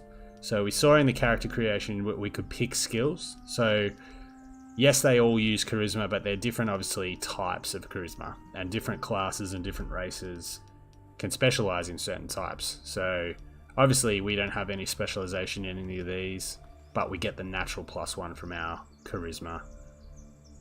If we had, I guess, proficiency in persuasion, deception, or intimidation, you'd see an extra plus there, a +2 for our proficiency bonus, but we don't have that. So we can sort of just go whichever way we like with this. But I think I'm just gonna go. I mean no harm. I'm just looking around. First you look, then you touch, then you take. The only thing we're sharing with you is our pointy ends. Get him! Alright. Well, that was probably pretty silly of you to do that because we outnumber you massively. So, but we get to see our wizard in action. So let's bring him round here to the other side. And we'll take the long look around here. So, he has quite a nice array of spells here. Now, Ray of Frost is good because it creates a icy surface underneath them, which can trip them over. So what we're gonna, and it's also a cantrip, so it doesn't take one of our spell slots. So we're gonna try and cast that on. We'll cast it on him because we've got a little bit better of a chance of hitting him. And as we see there, we've managed to trip him over and deal some damage. Very nice. Good work, Gale. All right. And Shadowheart looks like she's got a similar turn, initiative-wise, with her. She's buffed her armor class still, but looks like we're not quite in range of anything. So we're going to do a Sacred Flame cantrip. Now we can get a 100% hit chance on him, or a 60% hit chance on him. But what this will force, because he's prone, his dexterity is basically 0. So we have a very good chance to hit him. So let's go. Bang. We've dealt some more damage. Not a lot, but enough. Now these here are, you'll see here on the movement that turns red. These are twisting vines, which can ensnare us and cause some damage. So we want to try and stay out of them. Or if he wants to get around and attack our mage, we want to force him through this. We don't want to give him the easy path through here. So I'm fine with you. You can stay there. Alright, he's going to get up. Oh, and there's someone else. Now what you saw there was a sleep spell that you tried to cast on, that lady tried to cast on Shadowheart. But she's a half-elf, and half-elves are immune to being, or can't be put to sleep magically, and they have advantage when trying to withstand the effects of being charmed and things like that. Hey, Gloria Schrader, what's going on? No, we've probably been playing for about an hour, but obviously we've been talking about classes and doing the class and race choice and all that. So we've sort of been taking our time with it. Good to see you, by the way. Recent sub. Thanks for the support. So now it's Bobby's turn, and it looks like we've drawn some extra people into the fight. So we started with just these two, but we've also got Kulena, who's just cast a spell on us. Warren, who looks like he's back here. Oh, he's going to take some pot shots at us. And Gimblebox over here. So maybe it wasn't 2 on 4 as we first thought. So we're going to get in here. And we unfortunately miss with both our attacks. Damn you, Bobby Hill. Oh.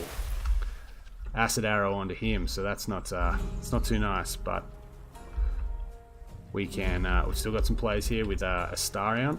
He can move up. Now, we can't quite make it here, but what we can do is use our bonus action and we can jump, which takes a little bit of movement, but does carry you further than normal. So we can still make an attack because jumping is a bonus action. So we can use our regular attack here and try and it looks like there's something here underneath him, but we'll concentrate on attacking. Oh, nice. Critical hit, downs him. Very nice. So he's gonna jump off now. He's gonna try and kill this archer.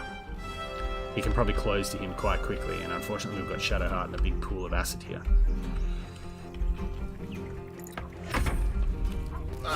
Oof, lucky. That's a two-handed sword, would have dealt a bit of damage to us.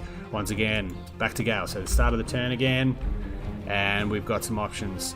We probably need to take out this this caster. She doesn't have a lot of hit points, so we might use a magic missile here. So what magic missile does is you get to fire 3 projectiles. Like I said before, when we took it, they always hit, so it's a great spell. And that might just about kill her. Yeah, bang. Big. Good from you, Gale. Well done. And we'll leave him there. He's well protected back there. I don't think there's anyone on this side of the battlefield. So he's got the acid and obviously the vines here. No one can close with him just yet. Although we've got Shadowheart with a turn. I want to get her out of the acid surface. So you see this red mark here. Wash the piss off that dude. So we're going to have to possibly take some damage walking through here. No, we managed to avoid it. And we're going to do... can we use a bonus action for anything here? Potentially we can heal some damage, but we're in pretty good shape at the moment, so we're just going to attack. And nice shot. Good work, Shadowheart. So we'll end there.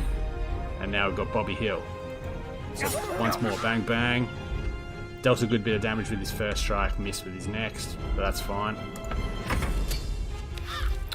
Taking more shots, unfortunately. So she managed to hold her concentration once again, which is nice. So what we're going to do here is use our bonus action dash. So he's going to use that, which buffs his speed. We want to try and keep out of those. Vines, and we're going to get up as close as we can. So then we can land an offhand strike. Actually, a regular hand strike with our normal attack. Now he unfortunately misses with a 94% chance. That sucks. But that's the game. Another miss on this guy, so that's handy. And we're back to Gale. So what we're going to do is we're going to come around. What we're going to do is jump. We're going to jump over this. Oh no, and he got ensnared. So he can't move any further. I thought we were jumping out of that there, but obviously not. But what we can do is just lob a fireball.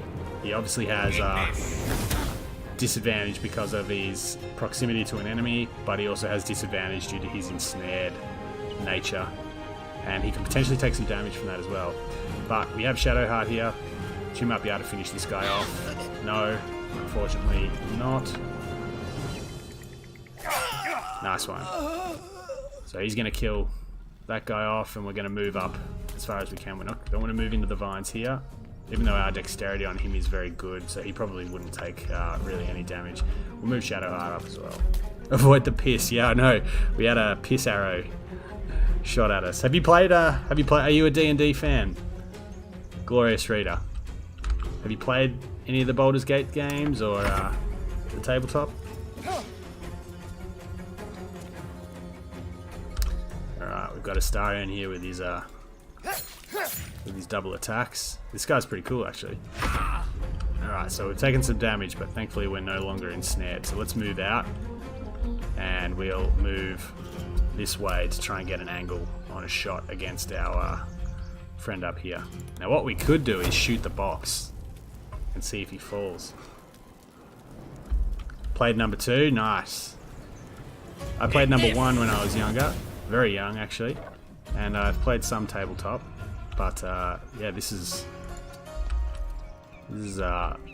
Really, really good game, even for an early access.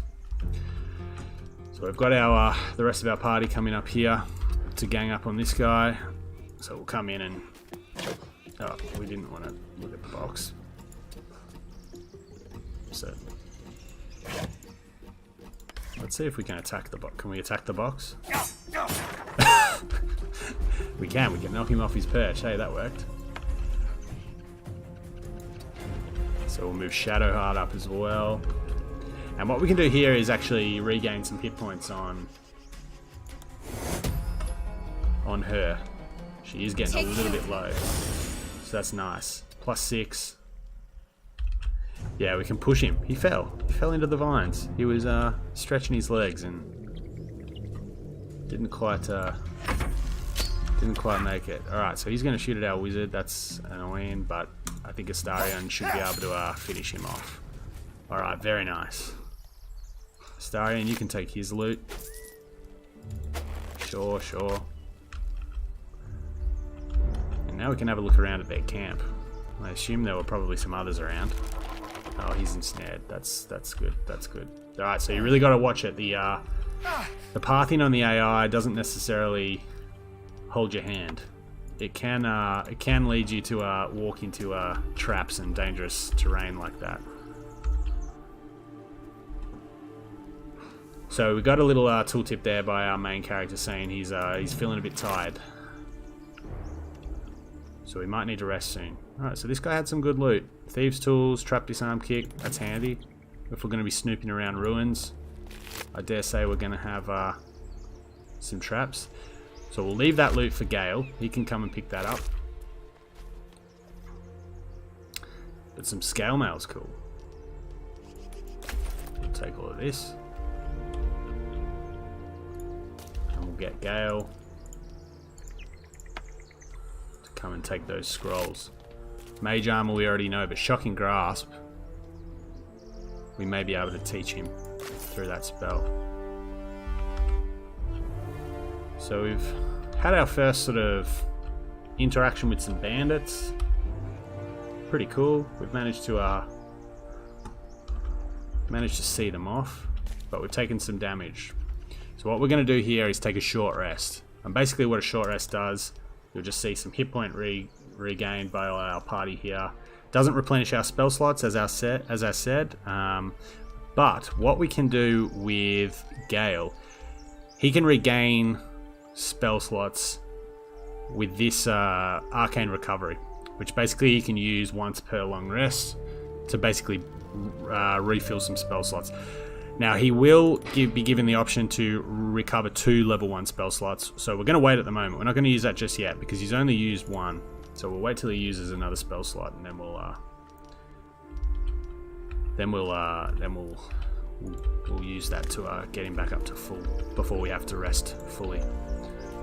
But it looks like they've made a little camp down here, and it looks like there's a door. So we may be able to find a way into this ruin that Shadowheart was looking before. So let's see what... these guys look like they had a little camp going here with some stuff. Nice. Some cool... Now we've got a torch here that can be used as both a weapon and a torch in a dungeon, so... We'll take that. And we found a zucchini, which I think Gale might eat to try and regain those last 2 hit points. There we go. He's back up to full. Very nice. So let's go and have a look at this door. We may have to unlock it. So we might bring his thieves' tools down to the hotbar, and we'll bring our abilities down here. So let's go and have a look. Looks like it is locked, so we might need to unlock it. Thank you, Gimblebock. Everything all right out there? So we've got some other bandits inside, I think.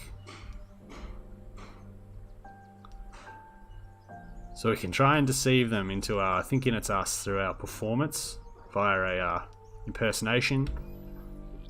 Or we can say, Gimblebock triggered some trap. He needs help now. Or we can just take the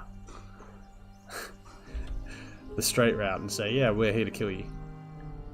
But I think we're gonna try and deceive him. Uh-oh, we failed. The jig's up, but we can roll again. We've got that through our... I think we've got it through our guidance cantrip. That maybe through our guidance cantrip. Or maybe through inspiration. But you know what? I think we're going to save that. Yeah? And who are you? Probably your trap that did him in. They're onto us. Ah, the fuck it route. Yeah, well, I think we're going to be going down the fuck it route anyway. Glorious. Now. We could use our unlock. But it looks like they're ready for us now. And I'm going to... Oh, yeah, we go. We've just caught some camera issues there. So that's obviously one of the little features of the early access. There are some issues with the camera. It gets stuck on certain things. Before we go in there, we're going to have a bit more of a look around. There might be another route into this place. In fact, I know there is another route into this place. So I'm not so much metagaming it, but I've done this before. Now this is something to be aware of when you are playing through. There's a lot of interactable terrain. So it looks like there's some kind of block here over a damaged grate. So let's see if we can't shoot this down. Bang. So it seems we have created another way in for ourselves.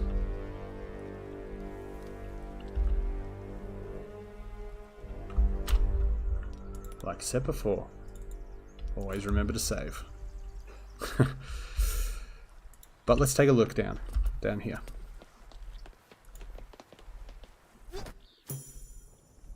Oh. Oh.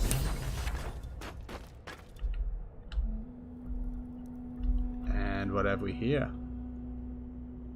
Another adventuring party, it seems. So we might need to hide. So the bodies that we killed before have fallen down. Let's see if there's anything here that can help us in this fight.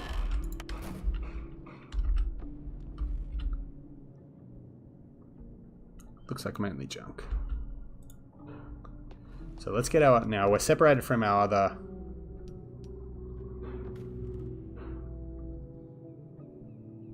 Heavily obscured. So it looks like we can get the drop on anyone that we come into here. Now one thing you will notice in here, if we go between Gale and our normal guy, this guy has some dark vision. So you can see everything here is a little bit more obscured, and he will be able to actually make reasonable hit rolls on things that are close to him. But if we click over to Gale, it's a bit darker. So if, say, something was in this room over in the corner, we wouldn't necessarily have as good a hit chance as we would normally, because it would give us the obscured from vision. Well, there is a chest in here. What have we got here? Gold. We'll take the gold. Alright, so let's get the rest of our party down here. We might have a bit of a fight coming up.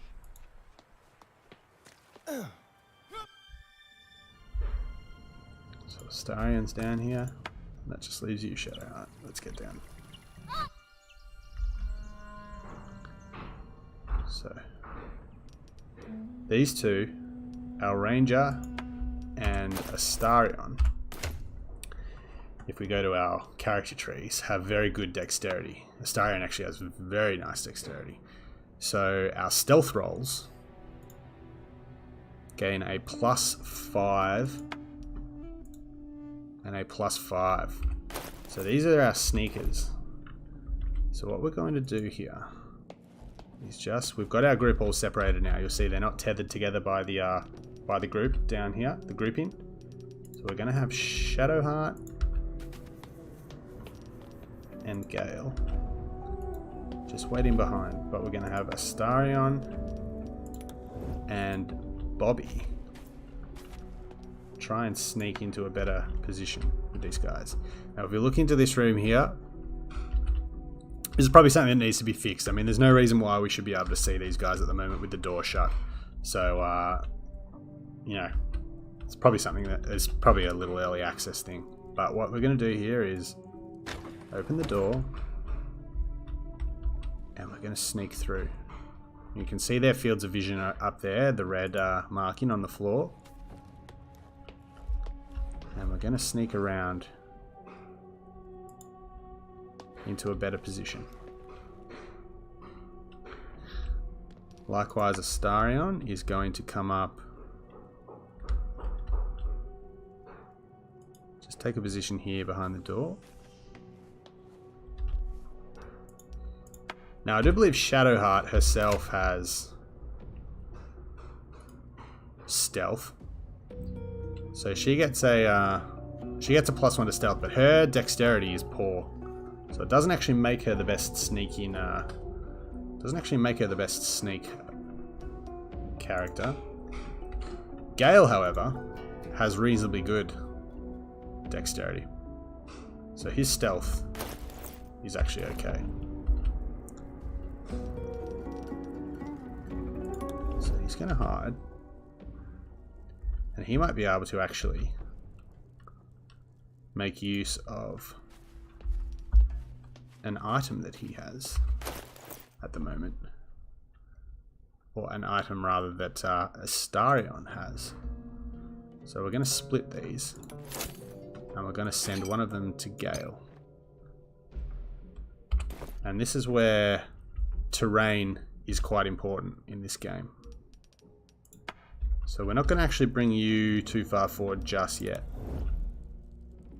because you don't have the greatest sneak chance. You're going to stay there. But what Gale's going to do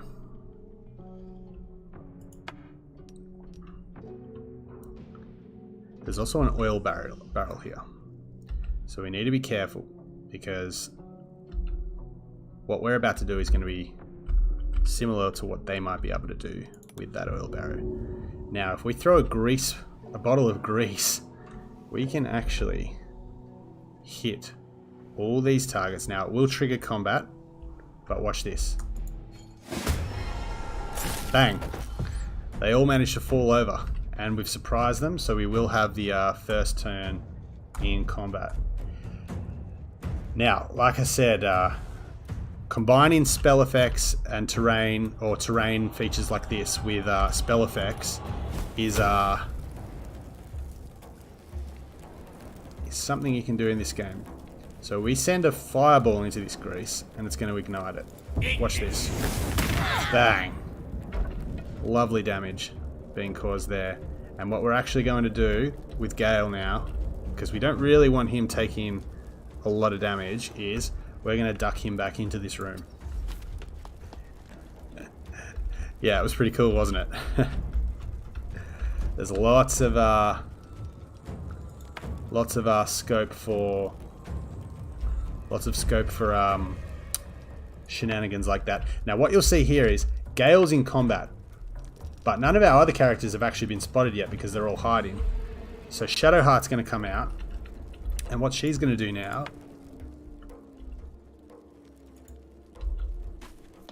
is join the combat. Blood for the blood god, hell yeah. She's going to Bane all these things. Now what Bane does is basically gives them a negative buff to their attack rolls and their saving throws. So she can go put them all down, and now she's in battle. So what she has to do now is, I don't think she can move. No, she's been shunted to the back of the cube. So she's got her Bane off on these guys.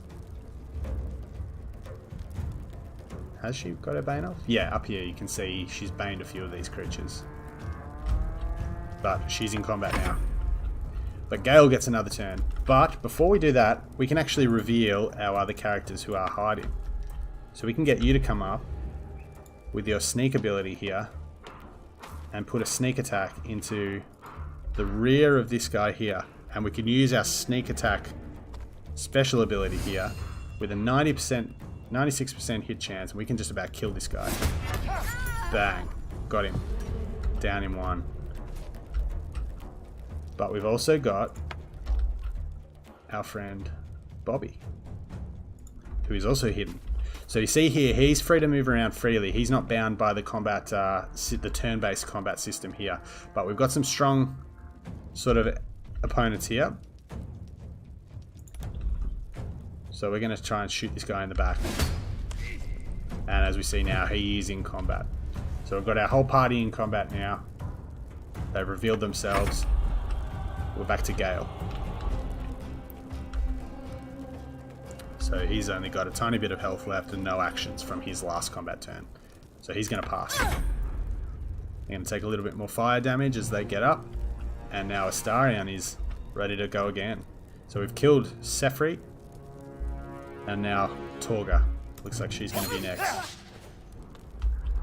One hit, one miss. Fine. And we've got some options here. I think we're going to go for Barton and try and kill him. Because he's got a bow. We don't want to give him any chance to shoot whatsoever. And we can move up and get a rear attack. Which we will miss with an 80% hit chance. The joy of dice rolls. So these guys are going to take a little bit more damage while they continue to burn. This guy looks like he might be an alright fighter. But we're going to bring... Shadowheart. Damn it, Bobby! Now what we can also do is throw. We can throw this oil barrel and potentially...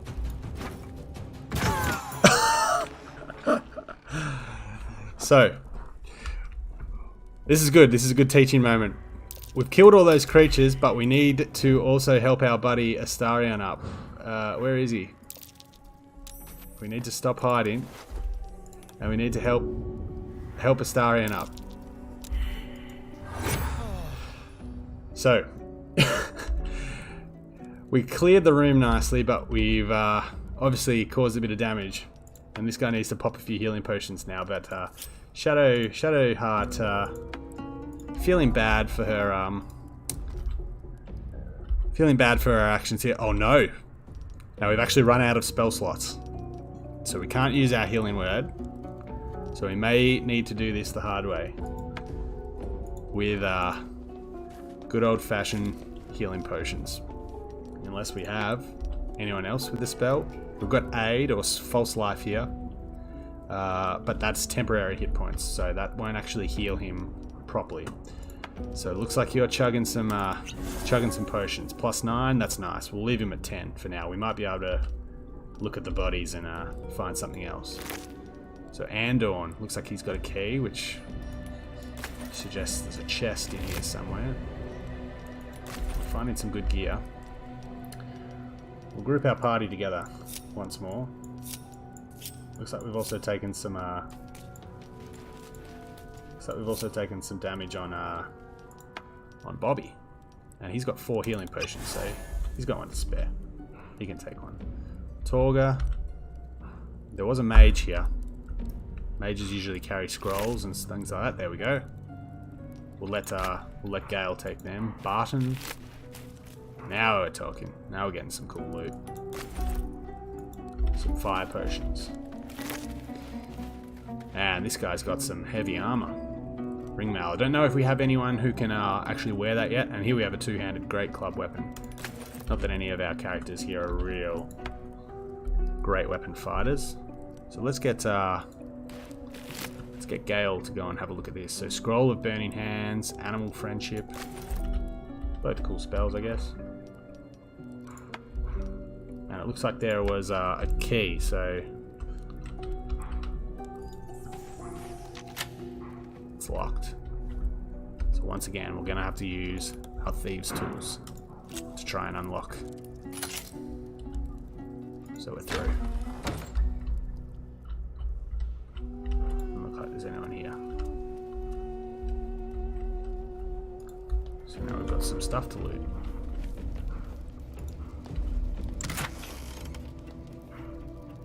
Yeah, looks like this is mainly junk, but I guess this particular set of crockery and stuff might be able to fetch us some gold. Now we've got some food here, which is handy.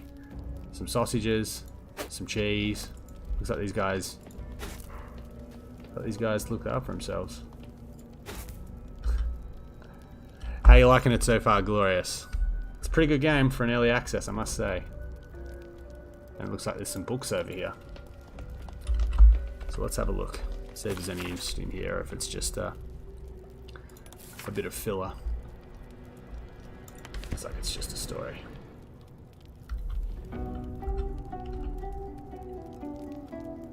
Carafe of water. We'll take that. Carafe of wine. Ooh, carafe of wine. Must admit, the early access has given me No more prayers. Only dust. something and different to silence. do from just Who are Warhammer, those I prayers guess. for? Normally the patron god is obvious. Not here. So there's some dialogue there between our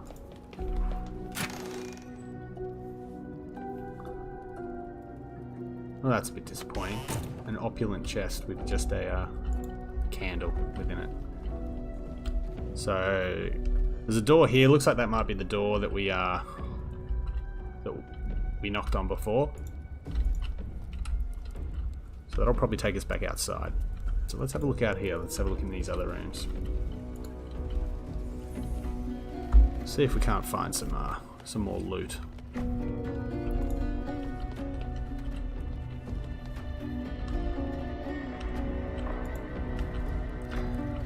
Nothing obvious here. Some more thieves' tools. That's cool. And an ornate door. No lock, no handle. How does it open? So it doesn't. We don't even have the opportunity to lockpick this, I don't think. No lock, no handle. Oh, we do? How does it open? No. So when you fail on a lockpicking, it takes a charge of your thieves' tools. If you're successful, it doesn't. So we failed that, but there is no option to lockpick this. So we need to obviously find another way. Possibly down here.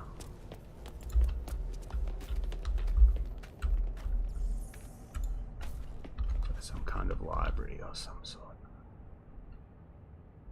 Doesn't look like there's much over there. But maybe this side might hold us in.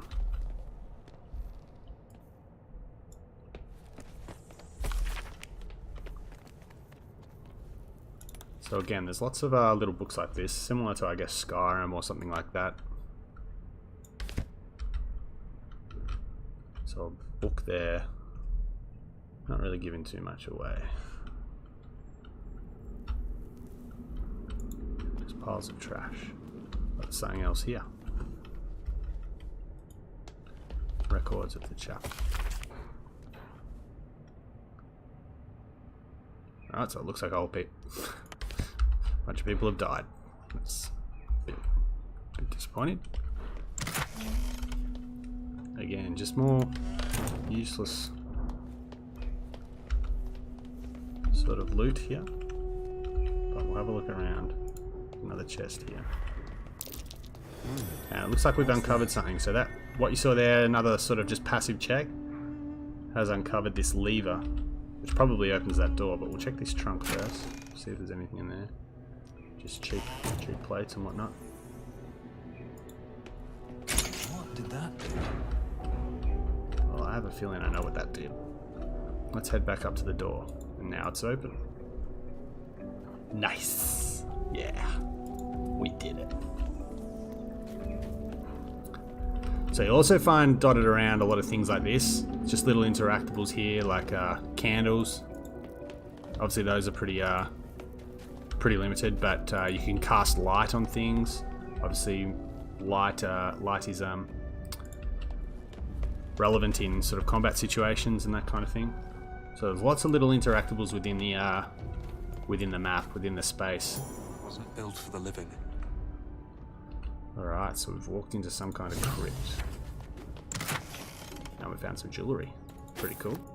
Now we're getting some updates here on our quest log.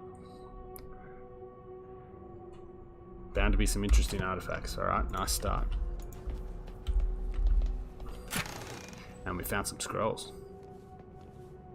Alright, all good, all good.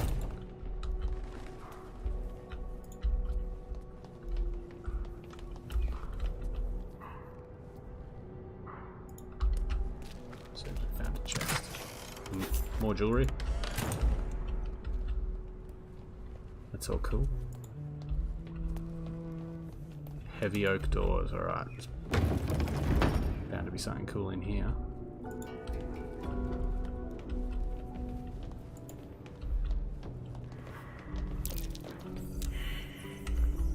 Ooh, alright. So we just failed a passive perception check there, so there's obviously something around here that... That might be worth a look. Gas pits. Oh, it looks like Astarian's found something. A vent. Okay. Let's have a bit of a look around here. What's that? Alright, well I'm glad we've got him, because he keeps seeing this stuff that our bloody Bobby keeps missing. Oh, he found one. So we've got some... Hey! Found a great axe.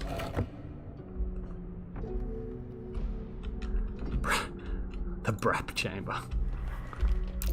Something over there. Alright, so that says there's probably some kind of trap lying around here.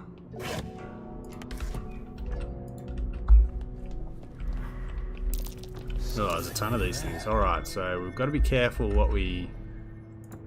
I can't see any way to disarm it. No way to disarm it. That's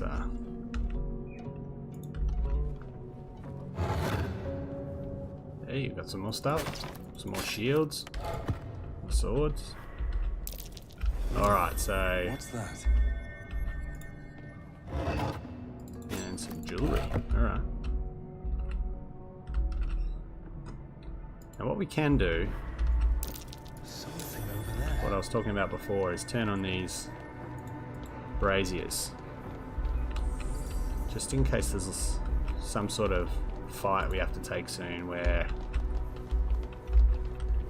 light's going to be important. We've also got a door over here.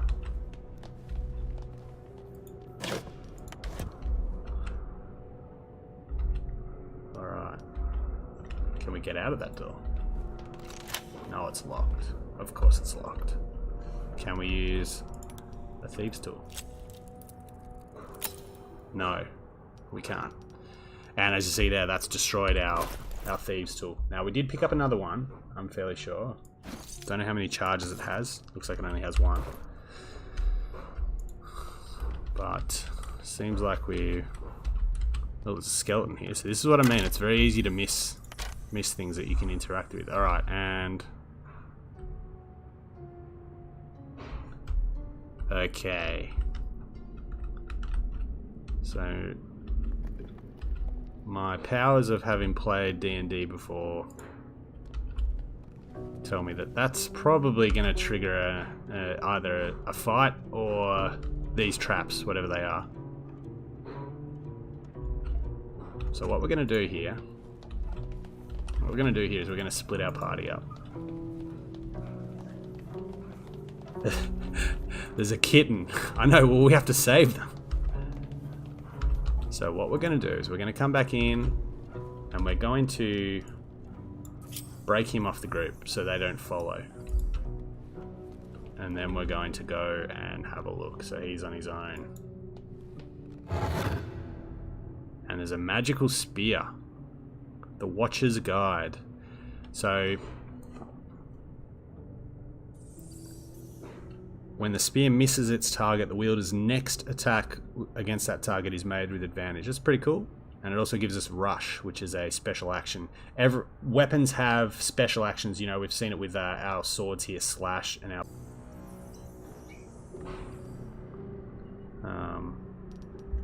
just need to check something real quick.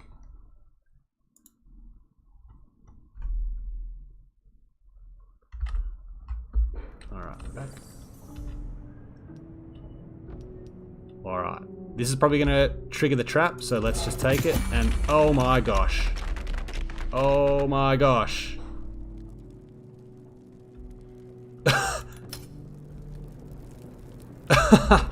Okay, well that did 1 damage to us, but we were right to move these guys out. So now what we're going to do is we're going to use... Oh, she's out of spell slots. So this is where Create Water would have been possibly handy. She could create a big puddle of rain that can potentially extinguish all this fire. Yeah, 4D underwater, wearing a snorkel. So we're going to take some damage here, but what we might be able to do is jump through it and therefore avoid a lot of it. We also have... Oh man. Alright, well we are burning.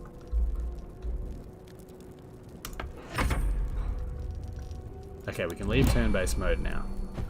Oh, and we've got fireballs coming out. Okay, great.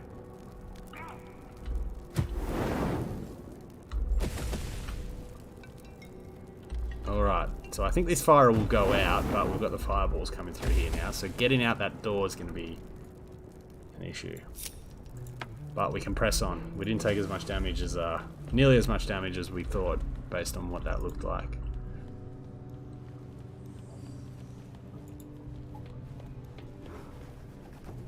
But we have another door here. Oh, and that might have been what the key was for, actually. There we go.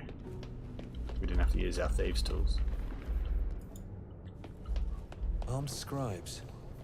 No sign of a struggle. I wonder what was so subversive about their words that they commanded protection.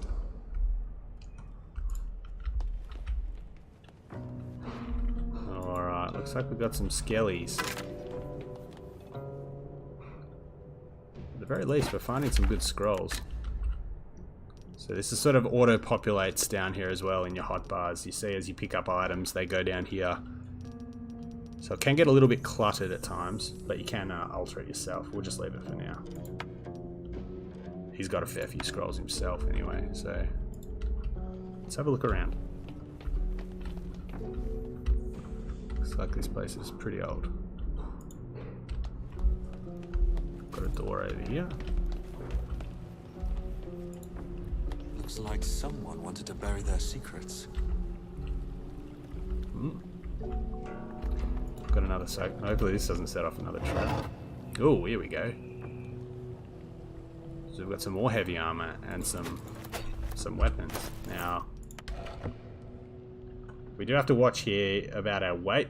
Once we do hit a certain, I think it's double that number, you can't run anymore. So we're going to start divvying this out. We're going to give this to her, just so we don't get slowed down in the midst of combat.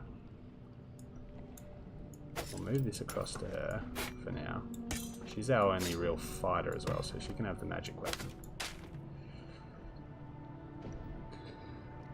And I guess Astarion can carry some stuff as well. He can take a short sword. We could upgrade it now. What we can do now is go to his character sheet and upgrade his weapons. Now he's only doing 1d4 at the moment, so we can give him a little bit of a helping hand there. The daggers have served us well, but time for swords. There's a chest here. Some more scrolls. Finding a lot of scrolls, and some of these scrolls have actually got pretty decent spells on them. So we will take that.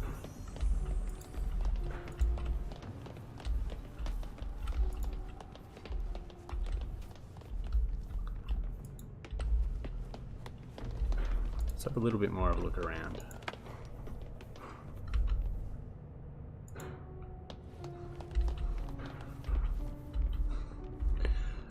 the magic sword.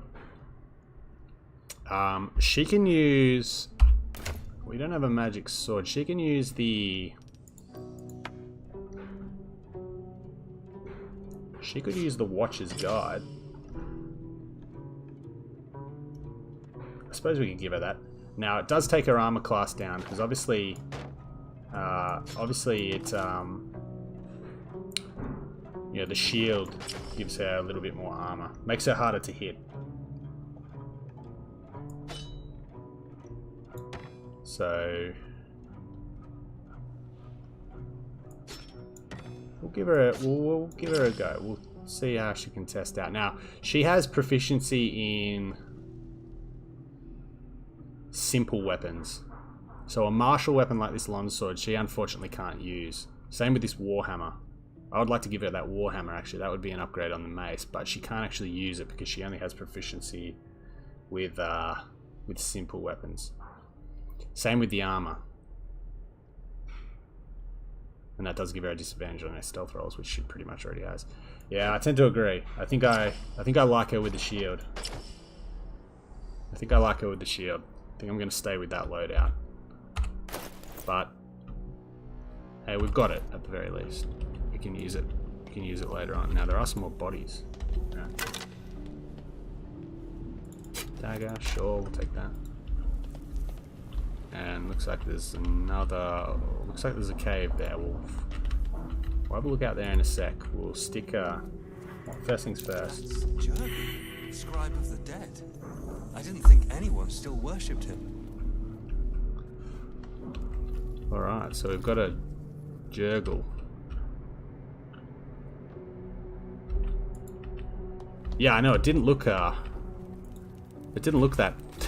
clunky, did it, when we first picked it up? Yeah, they've got a hidden chest back here. It's a nice little hiding spot. Yeah, 26 gold, I'll take that.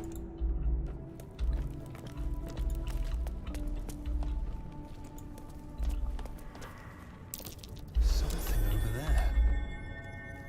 Oh. Okay. Okay, let's go.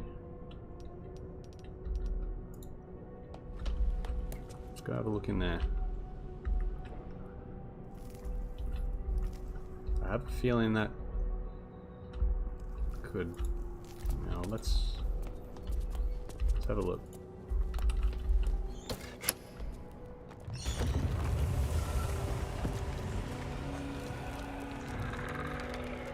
Oh, yep. Okay, the skellies are awake.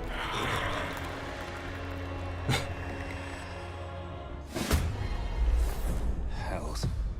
Something just woke up down here. Alright. Let them come. The darkness can be to our advantage. That is true. Now, we might need to get out and not get trapped in this hallway here. So what I'm going to do is dash. And I'm going to try and get up on this ledge.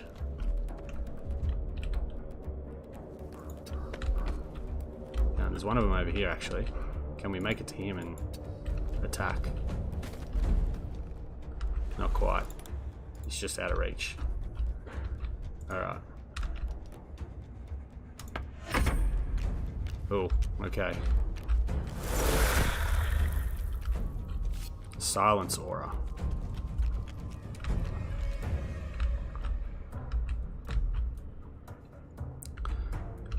Now, he's a bit far away, so he's going to use a spell. We don't have a great hit chance with any of this, but 65% I'd say. Yeah, that was like 65% before. What happened? Now, he can do a bonus action dash. I think he already has a bit of extra pace on these other guys, so he's going to come up and try and put some pressure on. And now we might actually be able to use that spell. 12. Oh no, we've... Okay, so this is counts as a ranged attack, so we've got that threatened debuff as well on them here. So we're not going to use that there. We don't want to waste it. We do have... I think we're out of range. Ah, that's annoying. So maybe we can use an illusion. Maybe we can use an illusion of ourselves to try and disguise. Oh, what happened there? Okay, maybe not. That's cool. That's fine. That's a cantrip, so it's not the end of the world. Now we're in the silence aura here, so we can't actually cast our spells, which is quite frustrating. But we can move out of it. And too far. Well, we're gonna go here. Put some nice damage into him. This guy's gonna be pretty valuable to us, just with his ability to consistently put damage down. Likewise, Shadowheart has Shadowheart can turn undead. Potentially frightens them. So how often can she use that? That's her channel. That's her class ability here, Channel Divinity. Is that a bonus action or a regular action? It's a regular action. Looks like it's only affecting him though. But he does look strong. Alright.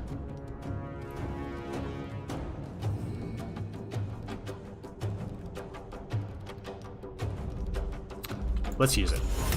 Let's see if we can... Alright, nice.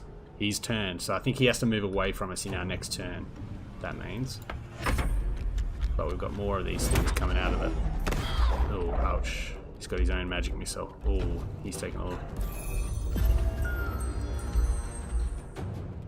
Alright. Gale's been put to sleep. That's not ideal. But what we have here is an ability to come around and backstab this guy.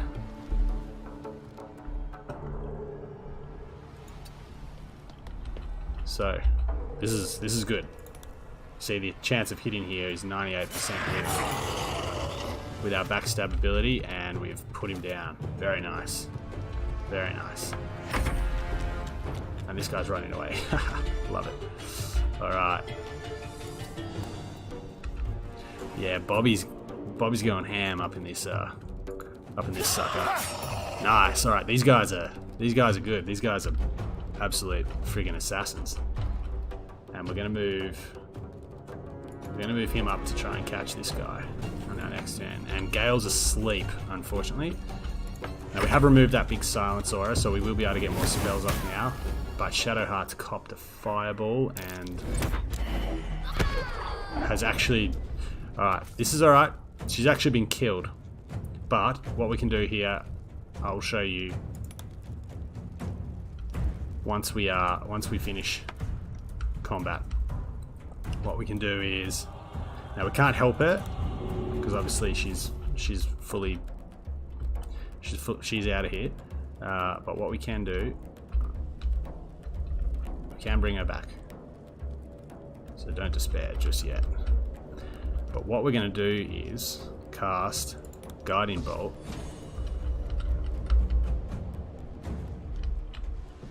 from up here. We're going to stay on the high ground so as not to affect our hit chance. And go bang. Pow. One hit and he's out. Love it. Bobby's an absolute beast. And now we have the ability to finish this guy off potentially with our sneaky man.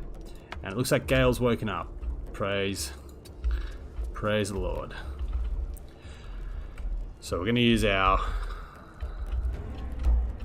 Ray of Frost here to try and knock this guy prone. Okay, we need to look at him first. And he's got a good chance to hit, which is great, but he's past his saving throw. Better luck next time.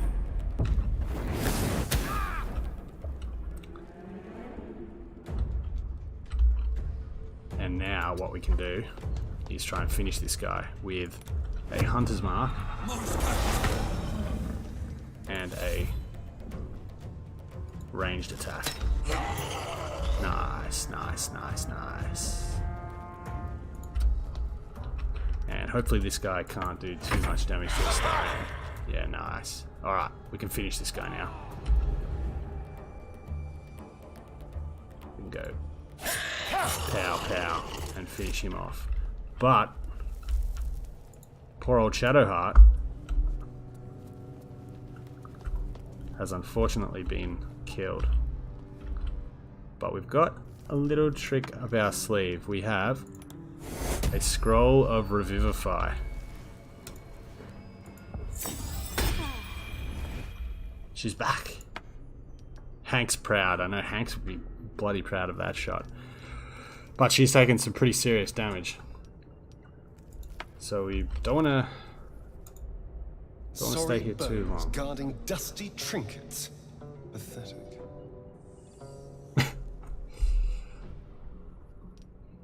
No, I don't feel sorry for them. They're monsters. Fair enough. But you never know when you might become one yourself. Okay. Thanks for that, Astarion. So let's go have a look at that. Let's go have a look at that tomb that we opened up.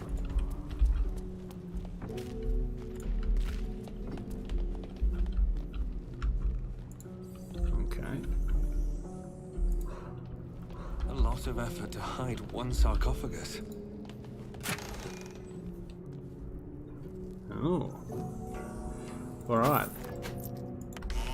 So we found the Amulet of Lost Voices. Speak with the Dead. This is another good spell for investigation. Because dead bodies, you know, Speak with the Dead can be used to communicate with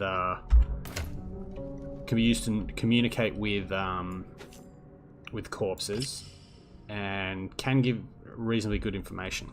So that's worth hanging on to. Speak with the Dead. Obviously, it's a 3rd level spell, but we cast it through the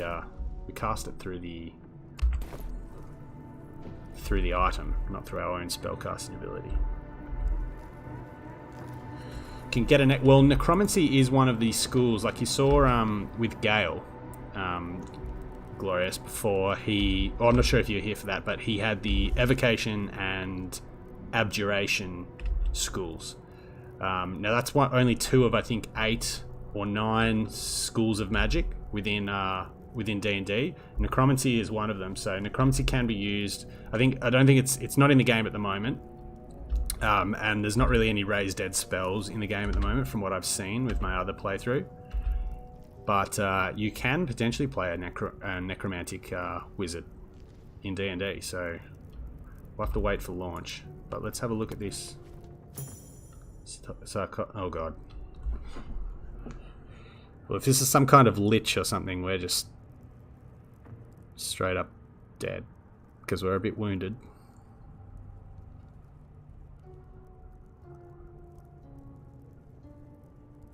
Uh-oh.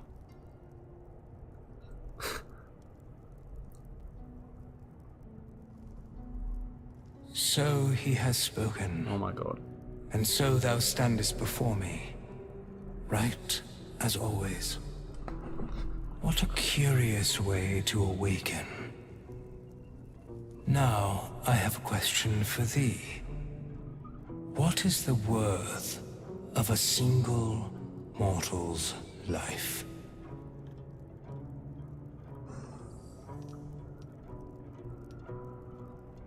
A little spooked by the crawling out of the tomb. Yeah, me too. A peaceful undead. Because that would be senseless. Wilt thou answer my question? Okay, looks like he's friendly. I don't want to attack him. So, I ask again. What is the worth of a single mortal life?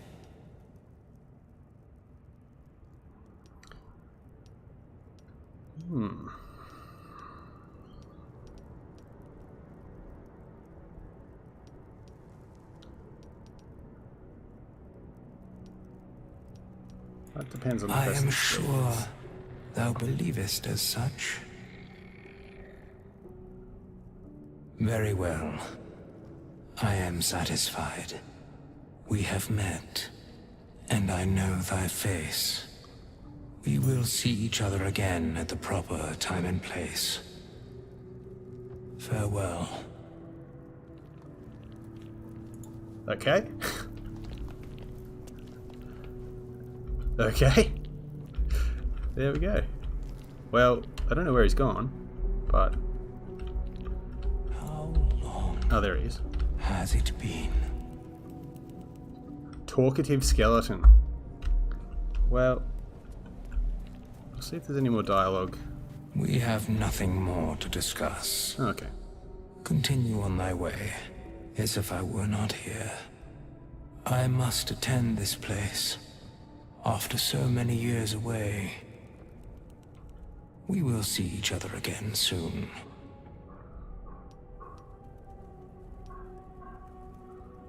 Seem very certain The of that. mechanics of fate would be difficult to explain to one such as thyself.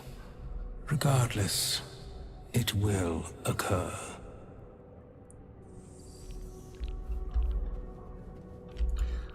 Alright, well, looks like he's just going to pot around here for the moment. So we'll leave him be, and we'll go check out this cavern down here. Seems like there's more to this tomb than... seems like there's more to... oh no, here we go.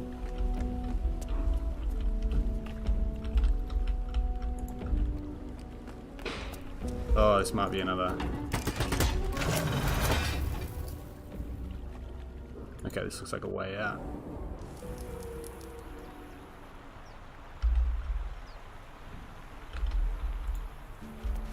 Okay, we're back outside.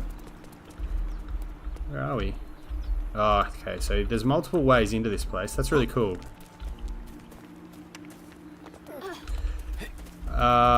Well, we sort of it's sort of a little bit open-ended at the moment.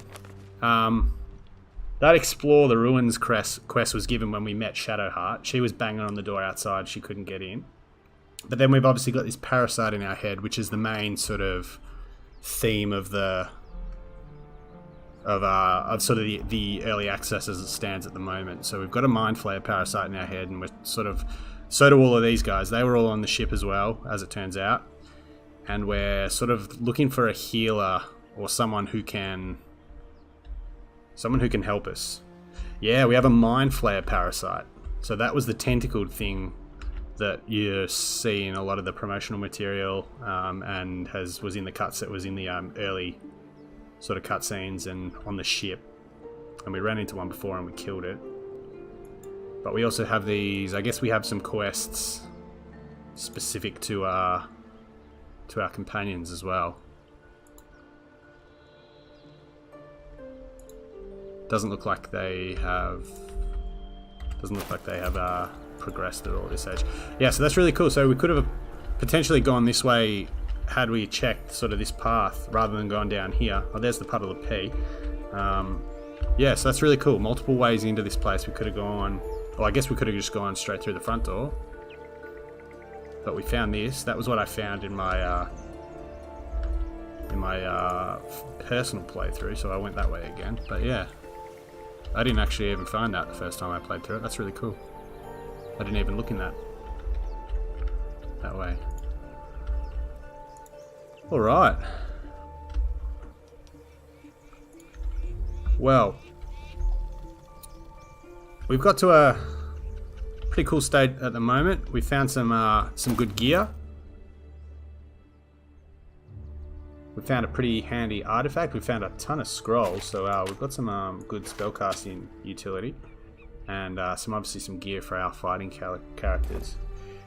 Is there going to be multiplayer? Apparently, yeah. Apparently, there is an online multiplayer where you can play your player character with with other players and form your own sort of parties and do quests together. It's not in the game at the moment, but Larian Studios, who are producing the game, have confirmed that there is going to be multiplayer. So we'll see which sort of form it takes. Mind you, they're saying not to expect release for this, like a full release for this, for another year. So this is a very, very early access. But at this stage, I am very, very impressed with what I see. It's a very smooth. Obviously, there's parts that lack a bit of polish, but it's a very, very enjoyable play. Oh, we've been going on just on 3 hours now, so I'm going to call it there for today. Thank you very much for stopping by, Glorious. Good to have you with us, recent subscriber to the channel. Expect more Warhammer content, but we might continue this next week. We might have a bit more of a look through the Bobby Hill playthrough. The Bobby Hill Black Orc video did well, and we'll see if Baldur's Gate Bobby Hill does well. So here's our level 2 ranger